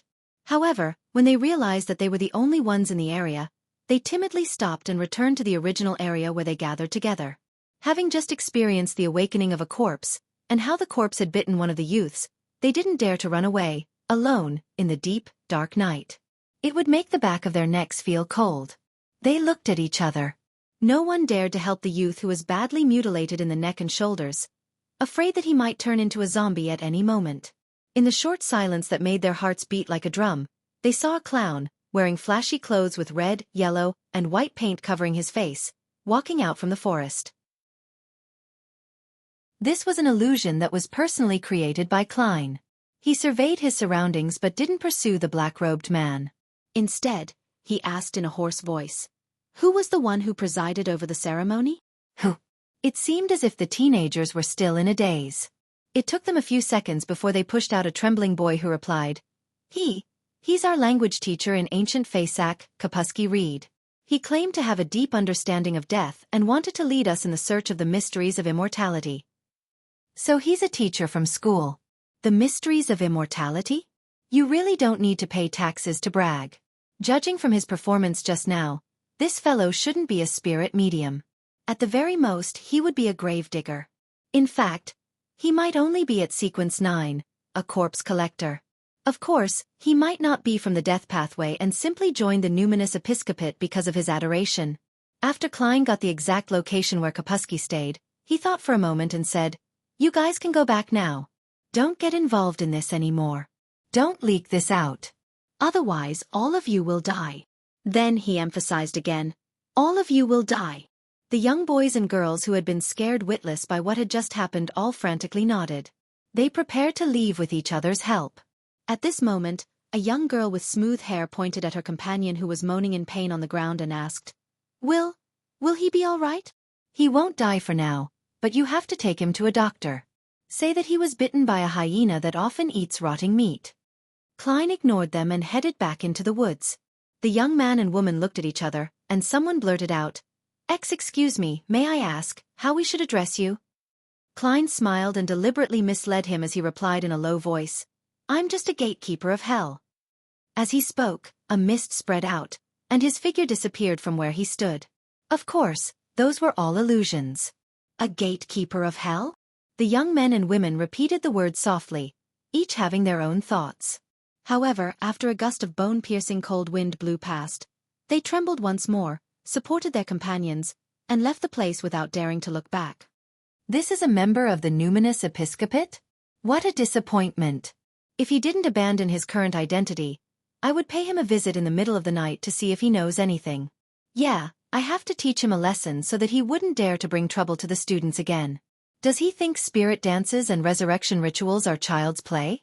Klein habitually judged the situation from a Nighthawk standpoint. Soon, he returned to Rogo Koloman's mansion and waited patiently for the bodyguards to pass by during their patrols. As soon as he found an opportunity, he climbed over the fence and quickly followed the shadows to the house. Then he quietly climbed up to the balcony. At that moment, the figurine disguised as him was still smoking. Pah! Klein snapped his fingers. The figure in front of him turned into a thin piece of paper and floated onto his palm. Compared to before, this piece of paper was covered with red, rusty marks and was no longer usable. Klein didn't dare to throw it anywhere. He folded it and placed it in his pocket. Having done all this, he sauntered back down the hall and into Adel's bedroom. "What took you so long?" Stuart asked in a trembling voice. He had gone to the door to inquire, and he had found Sherlock Moriarty smoking one cigarette after another. Due to his duty, he didn't dare leave the bedroom. Klein laughed and replied, "Take a rest and relax. You can go too, I don't mind." Just as Stuart was about to agree, he suddenly thought of something. He would end up being the only person on the balcony, surrounded by the dark night and without sufficient brightness. There would be a cold wind and an environment that always reminded one of a ghost story. Therefore he forced a smile and said, "It's fine, I don't need it." Klein smiled silently and sat down again, letting the reclining chair rock gently and slowly in the night. This continued till daybreak. Nothing else happened. When Adel woke up, he sat up in bed, lost in thought. Klein didn't say anything, but he swapped places with Kaslana and her assistant and slowly walked to the guest room to catch up on his sleep. He was asleep when he heard Rogo Colomon exclaim in pleasant surprise, "Oh, my boy, you're fine now? Holy Lord of Storms, I'll donate 300 pounds to the church." "Why, you are telling me that they won't kill you? It was all a misunderstanding?" 300 pounds? How extravagant. Klein rolled over and wrapped his arms around the soft warm quilt while mumbling. Then, he went back to sleep. At noon, when Klein went downstairs to have a meal, Kaslana sat across from him and asked with a slight frown, "What happened last night?" "Nothing," Klein answered simply, and then he laughed. "Does Adel waking up and going to the washroom count?" Next to him, Stuart slowed down his actions and nodded in agreement. She glanced at their faces, then she retracted her gaze and replied in a low voice, "No." The corner of Klein's mouth curled up as he skillfully cut his steak. Chapter 302. A clue. The detective, who had been on leave, returned to Grim Garden Street shortly after Klein and the others had finished their lunch. This also meant that his assignment was over. Due to the visible improvement in Adel's situation, Rogo Colomon was quite generous in the settlement of his pay, and he paid an additional 50% above the £10 which they had agreed upon. As expected of a jewelry businessman to be this generous. However, compared to the other people in Westborough and Empress Borough, he isn't considered that rich. Grim Garden Street is close to the suburbs, and it's not too far from the cemetery. I can reach it in 10 minutes if I run at full speed. Miss Bodyguard, no, Miss Sharon, is highly likely of being a Sequence 5 Beyonder.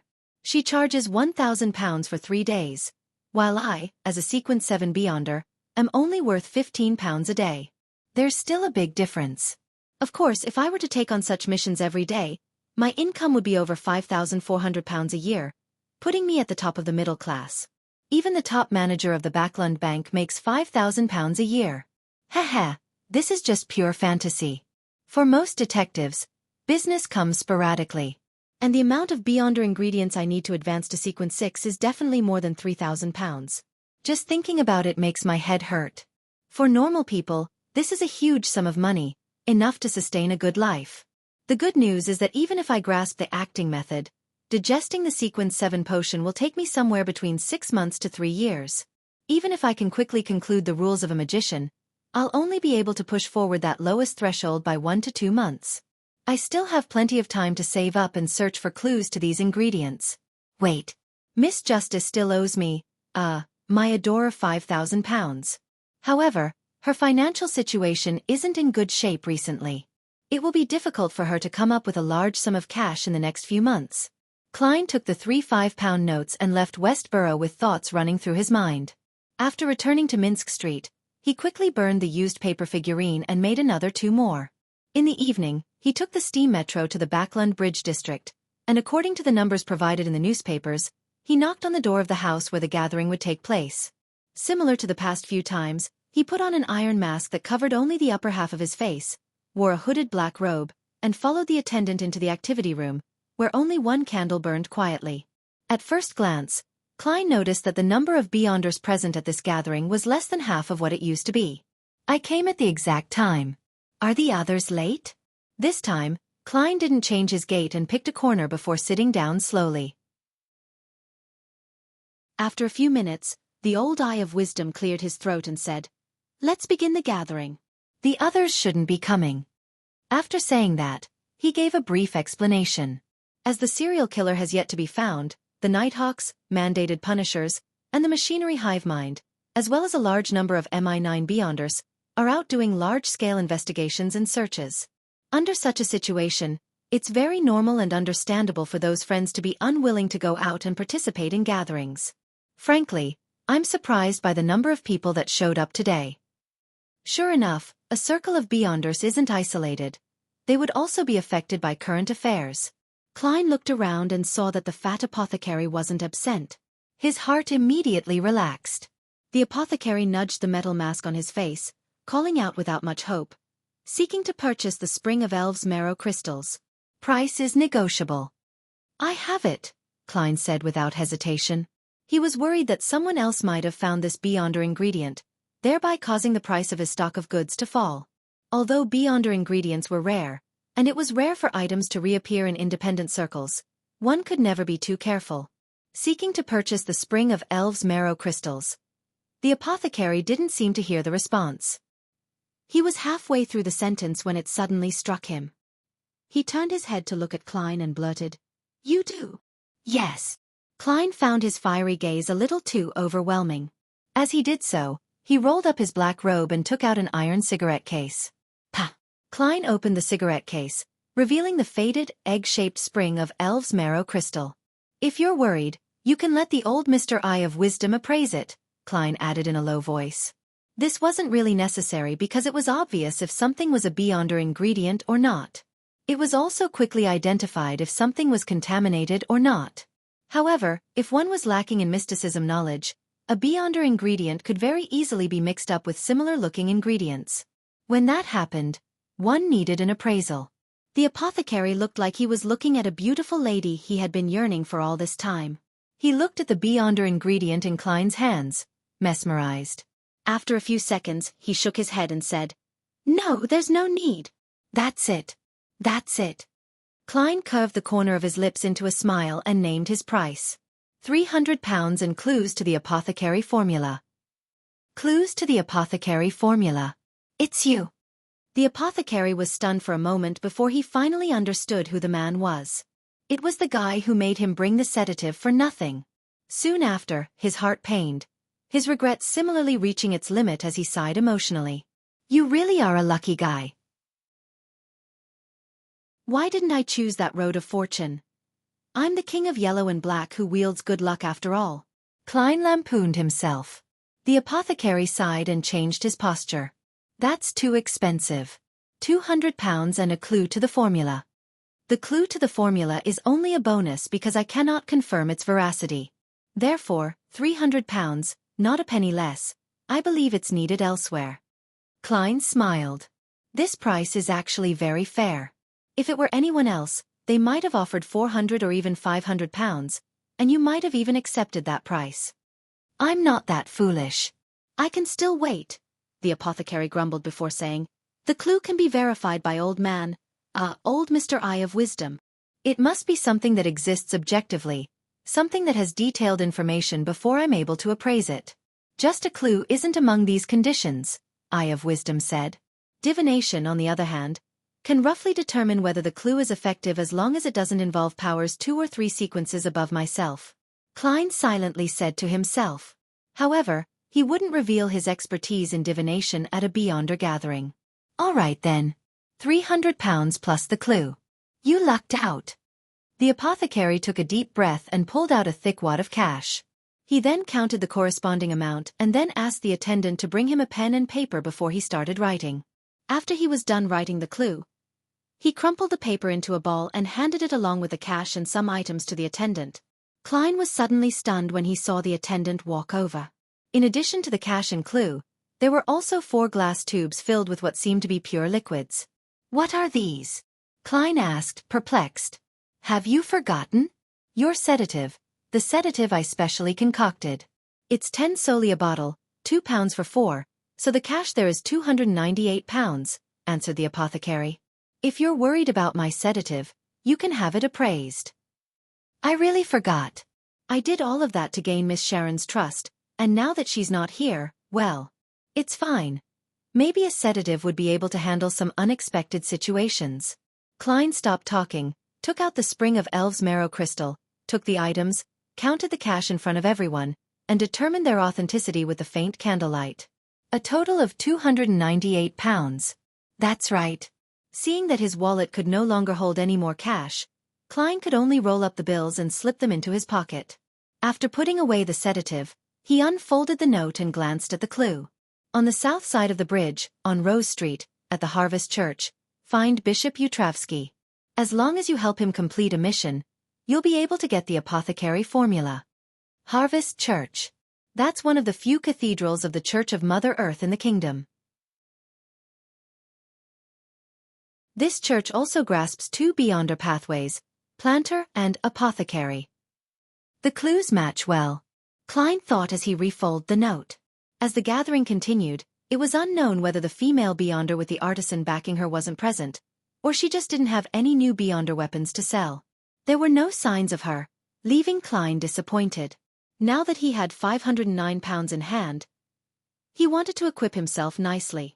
After many transactions were aborted, a man sitting on a stool said in a low voice, "A friend of mine was unfortunately discovered in this investigation. He's imprisoned in a particular Lord of Storm's cathedral by the mandated punishers. I wish to hire a few helpers to rescue him." Eye of Wisdom immediately replied, "Stray dog, give up that thought. A cathedral's mandated punishers and sealed artifacts are enough to destroy all of us here. Your friend's fate has already been decided. Don't let yourself be trapped in the same situation." Stray Dog looked around and realized that no one responded to his request. He couldn't help but thump his thigh, growling, "But what did he do wrong? He's an excellent physician. He's saved a lot of patients and has never hurt anyone. Just because he consumed a potion and became a Beyonder, he's to be imprisoned in a place where the sun never shines. He'll even become an experimental subject for the mandated punishers? Why? Why?" Stray Dog's agonized questions echoed in the room. Even the apothecary, who couldn't keep his mouth shut, remained silent. Sigh.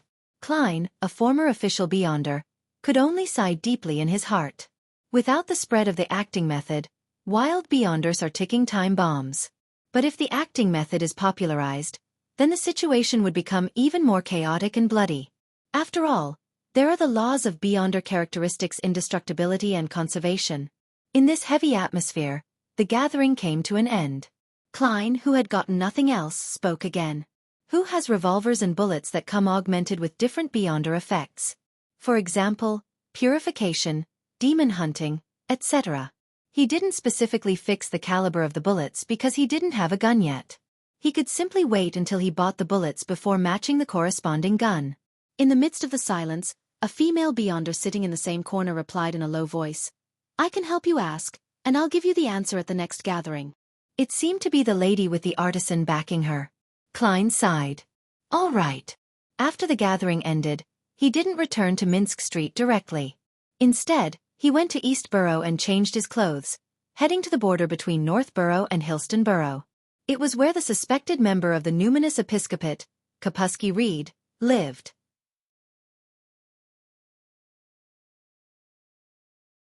Chapter 303. Rookie North Borough, Olka Street. Kapusky Reed was sitting in a reclining chair in his activity room, lost in thought. In front of him was a fireplace burning with charcoal. As a senior educator at a public school, he received a salary of more than £4 a week, which was enough for a bachelor like him to live quite well. But the clothes he wore at home were patched up, and the teacups on the table looked extremely simple. Without taking off his wig, the most striking thing about Kapusky was his high cheekbones and puffed-up chest, a deformity in which the sternum protruded outwards. On his knee was a book of poems in ancient Faisak, but he hadn't flipped a single page even after some time had passed. Kapusky's eyes were unfocused as he stared blankly when he suddenly heard a light chuckle in his ear. "I'm very curious as to why you didn't run and chose to remain at home. Aren't you afraid of the police coming for you?" The voice was low and hoarse, like a boy whose voice was cracking during puberty. Kapusky shuddered and almost jumped out of his reclining chair. He abruptly turned his head to look and saw that there was a figure sitting on the sofa a few steps away from him. The figure wore summer wear, a linen shirt and light trousers.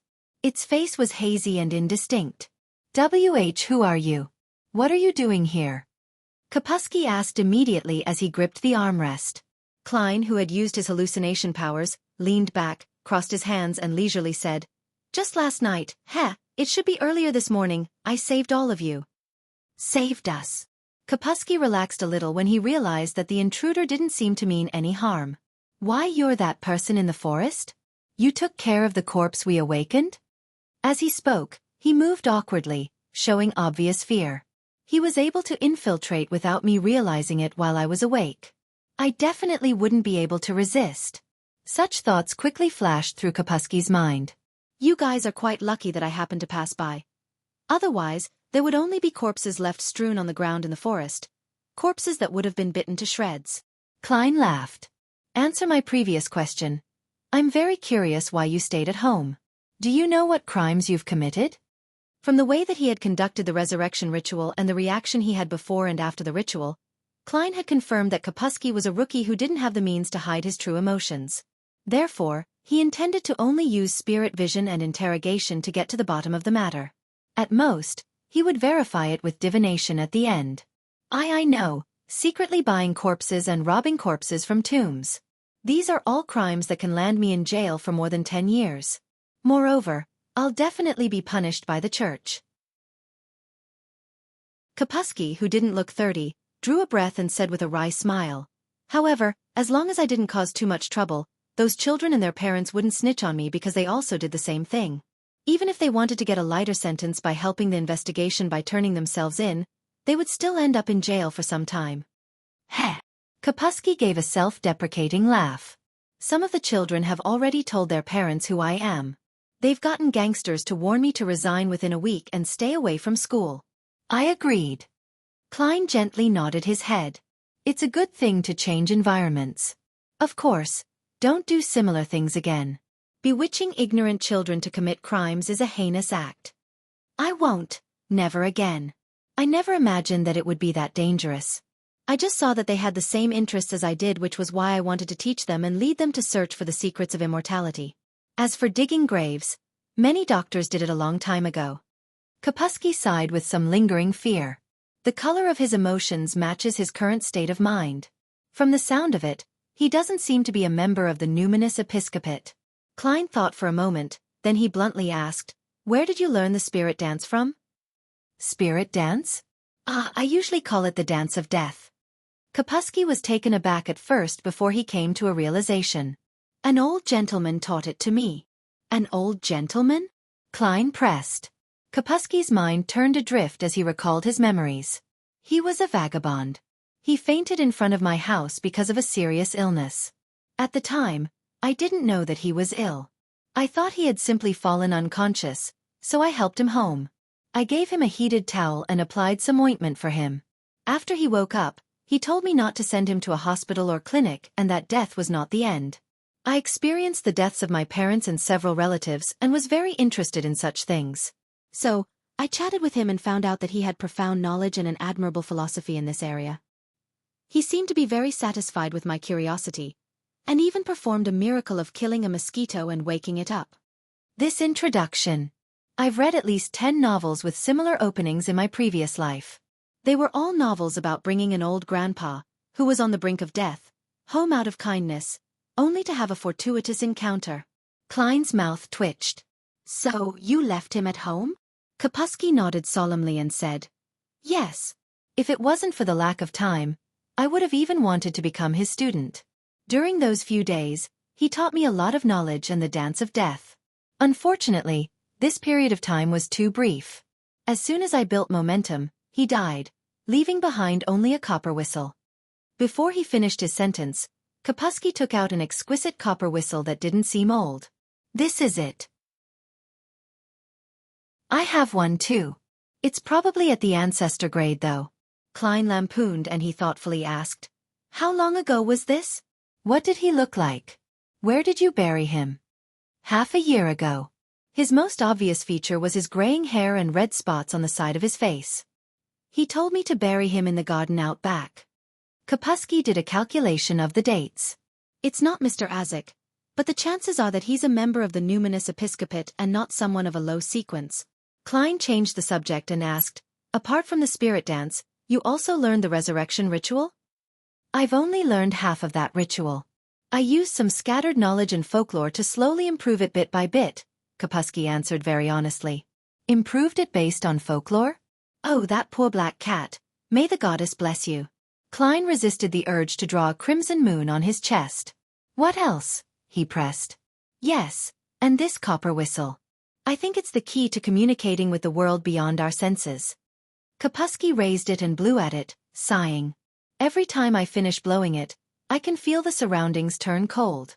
It's as if someone is watching me and tugging at me.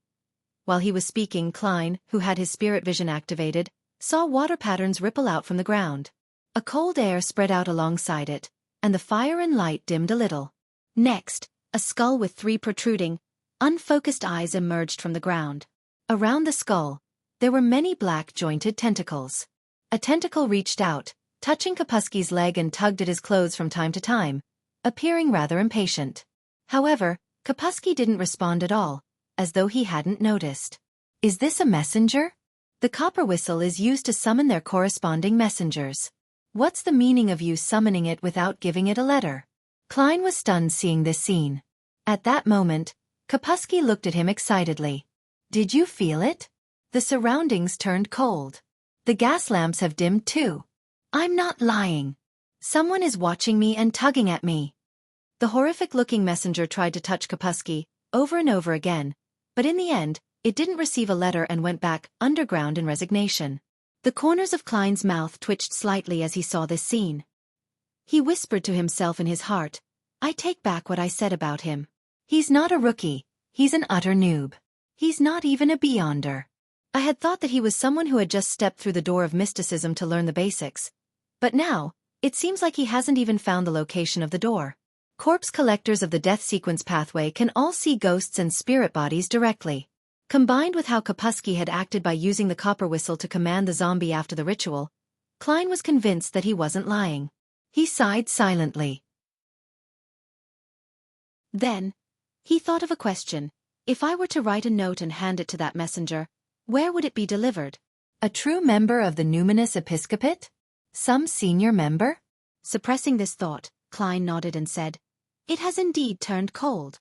After replying, he quickly changed the topic. Have you felt anything unusual since the old gentleman's death? Not before, but in the last 2 weeks, I'd have the occasional feeling that someone around me is like a corpse, the kind that can be awoken. Kapusky asked, feeling both curious and afraid. Is it a hallucination? It's in line with what Adel said. He isn't lying. Klein stole a glance at the colors of Kapusky's aura and sincerely told him, I suggest that you go to a cathedral at least 3 times a week for the next 2 months, attend Mass, and listen to preachings. If you do not wish to do so, you can first prepare a grave for yourself. All right, Kapusky answered, feeling disappointed. He thought that it was a manifestation of his improvement. Klein contemplated for a moment and said in a commanding tone, Take me to the old gentleman's corpse. Okay.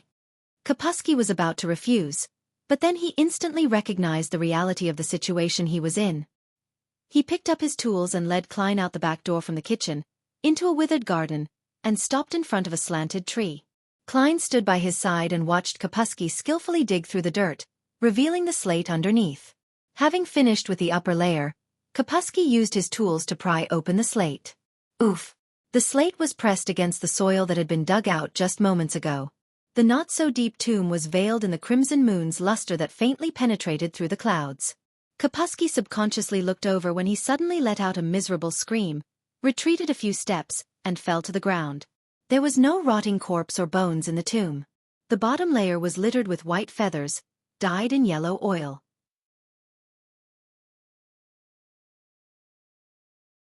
Chapter 304. Feathers, white feathers? Looking at the corpseless grave, Klein suddenly thought of a word. Angel. In the canon of the 7 major churches, they were filled with legends of angels and saints. The former had one characteristic, a pair of pure white wings on its back, and as many as 2, 3, or even 6 pairs of pure white wings. However, in the blink of an eye, Klein remembered something else. Mr. Isaac had once described his dream to him, one that seemed to indicate his different lives. One of the scenes was inside a dark mausoleum. There were many opened ancient coffins beside him, And in the coffins, there were corpses with white feathers growing from their backs. Is this a special characteristic of the death pathway, or a strange phenomenon caused by the numinous episcopate? Klein didn't say a word as he restrained his emotions and calmly looked at the white feathers stained with yellowish oil at the bottom of the grave. His initial judgment was that the old gentleman wasn't an angel, as the terrifying sequence 2, or even sequence 1 beyonders, would certainly produce intense effects on their surroundings when they died. For example, the holy artifact, the ashes of a saint which had been stored behind Tianjin City's Chinese gate, would extend almost invisible thin, black, and cold lines so as to seal the people and things around it. Of course, it's also possible that he didn't actually die. He's like Mr. Azik? Klein bent down and picked up 3 white feathers with his black-gloved right hand. He planned to do some divination above the gray fog when he returned home. At that moment, Kapusky came to his senses, scrambled to Klein's side, and looked at the grave with a hint of fear. "Where's the body?" Klein looked at him and said in a low voice, "Maybe he left by himself. He left by himself." Kapusky repeated in horror, now fully aware of how terrible it was for the dead to awaken. His legs trembled as he muttered to himself, But I didn't use the resurrection ritual on him." Klein turned around and looked at him for a few seconds. "Death is not the end. Death is not the end. Death is not the end." Kapusky was quite frightened by his own beliefs as he blurted out, Will he come back?" Well, the copper whistle had summoned a messenger which probably corresponds to the old gentleman. In other words, by giving the messenger a letter, it is equivalent to sending a letter to the old gentleman, a man who has been dead for almost half a year. I wonder where he went and what kind of state he's in." In response to Kapusky's question, Klein gave him an indifferent reminder. "Don't blow that copper whistle again." "You mean the copper whistle will draw him back?" Kapusky asked in horror. Before Klein could reply, he asked again, "See, can you help me throw this copper whistle into the Tussock River? If you can't, I'll do it myself." Weren't you interested in the philosophy of death? Klein lampooned as he reached out to take Kapusky's copper whistle. He was planning on sending the dead man a letter when the conditions were right to see what would happen. Of course, the prerequisite for all of this was that he was certain that there wasn't too much danger involved. After instructing Kapusky to fill up the grave again, Klein had a brief exchange with him about the spirit dance and the corresponding mysticism knowledge, enriching his own knowledge. He also asked Kapusky in detail about how he laid the old gentleman's body, facing down, in accordance with his last words. Under certain special circumstances, using spirit dance to replace part of the cumbersome setup for ritualistic magic would be more effective and simple. Seeing that he had achieved his goal, Klein warned Kapusky to stop dabbling with the so-called resurrection rituals. Then, he left the street through the garden and took a long detour via carriage to East Borough. After changing back into his previous clothes, he returned to Minsk Street and entered his bedroom. After a series of actions, he carried the 3 white feathers and Kapusky's copper whistle above the gray fog. Seated in the fool's high-back chair, Klein conjured pen and a paper. He wrote a divination statement he had long thought of, its origins. Then, he held the 3 white feathers and leaned back in his chair. As he chanted silently, Klein entered a dreamland. It was a blurry grayish-white all around him. In this world, there was rich darkness without any light. Suddenly, the darkness was dyed with a crimson shade. A thin, pale hand reached out of the yellowish-brown soil. A figure slowly got up. He didn't lift the stone slab, but he pierced through the soil directly. Under the crimson-red moonlight, the clothes on the figure's back were tattered, and white feathers grew out one after another. The white-haired man tilted his head, revealing the red spots on his face, as well as his blank, emotionless eyes. It began to walk, struggling through the surrounding fences, heading deeper into the darkness until it disappeared far away. The dream shattered and Klein woke up. White feathers sprouted from the back of the corpse. Its state resembles Miss Sharon's, but it's clearly different as well. It gave off a very heavy and corporeal feeling. It seemed to be phasing between a human's body and a spirit's body in a semi-natural and incomplete transformation. An envoy that's connected to the real world and the spirit underworld? Klein tapped the edge of the long table and thought for quite a while.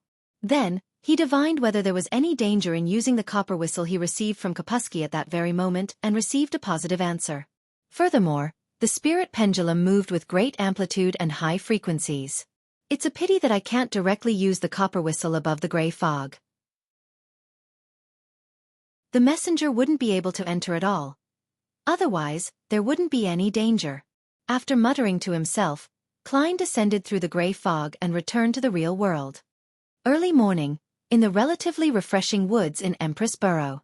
The apothecary, with a round face who was in his 30s, appeared in a secluded corner and stored the herbs that he had secretly planted into a leather bag that he carried around with him. After completing the mission for the day, he straightened his back, and he began to stretch his body. He mumbled to himself in great satisfaction, "Sure enough, my physical constitution has improved. I'm no longer like what I was before, where I was relatively resistant to poisonous elements. However, why is my sequence 8 beast tamer? What does this have to do with apothecary?" Well, an apothecary tames and uses plants and parts of animals that have lost their lives, while a beast tamer tames and uses living animals. Does it include beyonder creatures? Then, will my sequence 7 be able to tame and use humans? The old geezer didn't even tell me the name of sequence 7, nor did he give me the formula. When I stabilize, I'll have to try contacting him. The apothecary began punching and kicking to get used to his strengthened body. He only stopped when he was utterly exhausted. Whoosh! While panting, he began to consider a serious problem. How should a beast tamer act? Beast tamer. How should it be done? Look for animals and tame them? As the apothecary was mumbling to himself, he suddenly sensed something and looked towards the artificial lake. There was a huge golden retriever running happily. The large golden retriever seemed to notice his gaze as it suddenly turned its head to look at him. As their gazes met in midair, the large golden retriever froze for a moment. Then, it nimbly turned around and ran away, disappearing without a trace. In the Hall family's luxurious villa, Susie returned to a piano room and sat beside Audrey's feet, her tongue hanging out as she panted heavily. It waited until the blonde girl finished playing a song before it said in fear, "Audrey, I met a scary guy. His eyes were scary." "Is that so? What did he want to do to you?" Audrey asked, curious and concerned. Susie thought for a moment and said, "I don't know either. In short, he's very dangerous." That was my intuition. What does he look like? Audrey considered letting the guards and attendants warn the man. I didn't see him clearly. I feel that he is my natural enemy. Susie replied in all seriousness. Your natural enemy? A dog-type nemesis? Audrey gave a reserved smile. Susie, don't go into those woods for now. Woof, Audrey, were you in a bad mood? I could tell from your piano music, Susie asked. Audrey nodded gently and said, Yeah. I just received word from Glaint that Furs and Zio wanted to inform me that this evening's gathering has been cancelled. I was originally planning to exchange some Beyonder ingredients for you, and also attempt to come into contact with people from the psychology alchemists, she added silently in her heart. Why? Susie asked, puzzled. Audrey thought for a moment before replying. It's said to be a result of the serial murders. On Saturday morning, Backlund's air was as bad as usual. Klein was trying to make a noodle dish which he loved to eat as a child. For this, he bought higher quality flour, added water and sugar, and mixed it to form a pot of thin paste. Then, he poured oil into the pot and moistened the surface. After the oil heated up, he scooped up some of the flour paste with his soup spoon and poured it to the side of the pot, spreading it thin. Amidst the sizzling sounds, he spread out several flat pieces of bread, and the fragrance of the flour gradually emanated. When he was almost done, he removed the soft flat pieces of bread, one by one, and put them on the plate. Then, he added water and turned the remaining materials into batter. As soon as he returned to the dining room with the flat bread and paste, Klein impatiently tore off a piece and stuffed it into his mouth. The flat piece of bread only had a rich fragrance of wheat and a sweet taste that whetted his appetite. It was simple and plain, but it was exceptionally delicious. It's the taste from my memories. Klein quickly ate, occasionally drinking a mouthful of the paste. As he was almost done eating and started to slow down, the doorbell suddenly rang. A new commission? Klein took off his napkin, wiped his hands, and got up to go to the door. Before he touched the handle, the image of a visitor appeared in his mind. It was a middle-aged gentleman with white sideburns, a thin face, and an outstanding temperament. It was the private detective, Isengard Stanton, who could get an invitation from the police. Why is he here?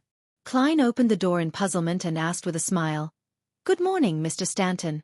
Is there something? Isengard took off his half-top hat and smiled. Good morning, Mr. Moriarty. I wish to work with you. I believe you're an excellent detective. After all, you previously managed to lead your investigations all the way to East Balham Dock and the Dock Union all by yourself. Cooperate. Klein didn't hide his surprise. Isengard tapped his black cane and replied in a deep voice. To find the serial killer behind the recent chain of serial murders. The police has already offered a reward of £2,000.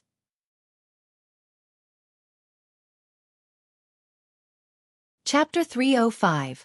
The detective exchanged £2,000? That's enough to drive all the bounty hunters and private detectives in Backland crazy.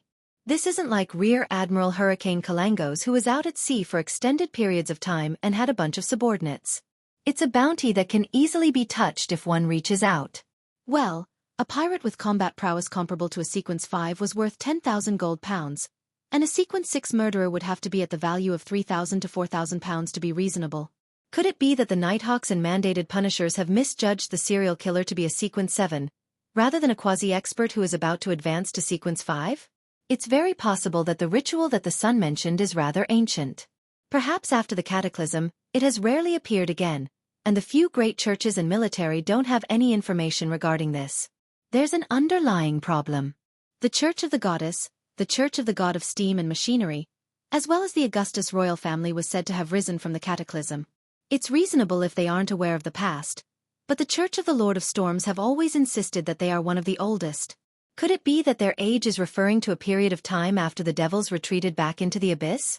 After hearing Isengard Stanton's words, the first thing that flashed across Klein's mind was to assess the amount of the bounty, and then he allowed his mind to wander and made many connections. What's your opinion? Isengard noticed that Sherlock Moriarty seemed distracted and pressed him. My opinion? Klein was momentarily stumped. A normal private detective would have definitely agreed, both because of the bounty and because of the well-known detective in front of him. A friendship with Isengard would provide him with great benefits in the detective circles. The problem, however, was that Klein wasn't a normal private detective. He was worried that he would run into the Nighthawks who were in charge of the investigation. Although I now have a beard, glasses, and a change in hairstyle, and the few Nighthawks who have seen me only a few times wouldn't recognize me, what if it was Madame Daly? However, it also isn't right to turn down the request, as that wouldn't make sense. It would appear bizarre and suspicious. Furthermore, I do hope to catch that devil as soon as possible. Otherwise, I don't know how many innocent girls will be killed. Klein hesitated for a few seconds. Then he smiled. I've recently taken on a very troublesome case. I'm afraid I don't have much spare time. Before Isengard Stanton could speak up, he added, I can participate in the discussion and help to look through the information and analyze the clues, but I don't think I'll make any specific investigations. I'll do a divination later. If there's a problem, I'll also hold back from sharing my opinion and purely be a spectator. As he spoke, Klein quickly formulated a plan. Holding the black cane in his hand, Isengard pondered for a moment and said, No problem. I've gathered more than a dozen detectives and have enough people to perform the investigation. What I admire the most about you is your excellent reasoning and analytical skills. Without as many resources as me, you actually managed to go all the way to the East Balham Dock and went to the Dock Union. If we do capture the criminal and receive the bounty, I'll distribute the rewards according to everyone's contribution in a reasonable manner. Trust me, I have some credibility in this business. All right, I hope for a pleasant partnership. Klein reached out with his right hand and shook it, feeling the dry warmth of Isengard's palm. It wasn't easy for a middle-aged gentleman in his 40s or 50s to maintain such a warmth in Backland's late autumn. This added to Klein's suspicions that Isengard was a beyonder. Likewise. Isengard smiled and nodded. At that moment, Klein realized that he was being somewhat impolite, so he smiled and said, Sorry, I forgot to invite you in. Let's talk about this over coffee and tea? Thank you for the offer.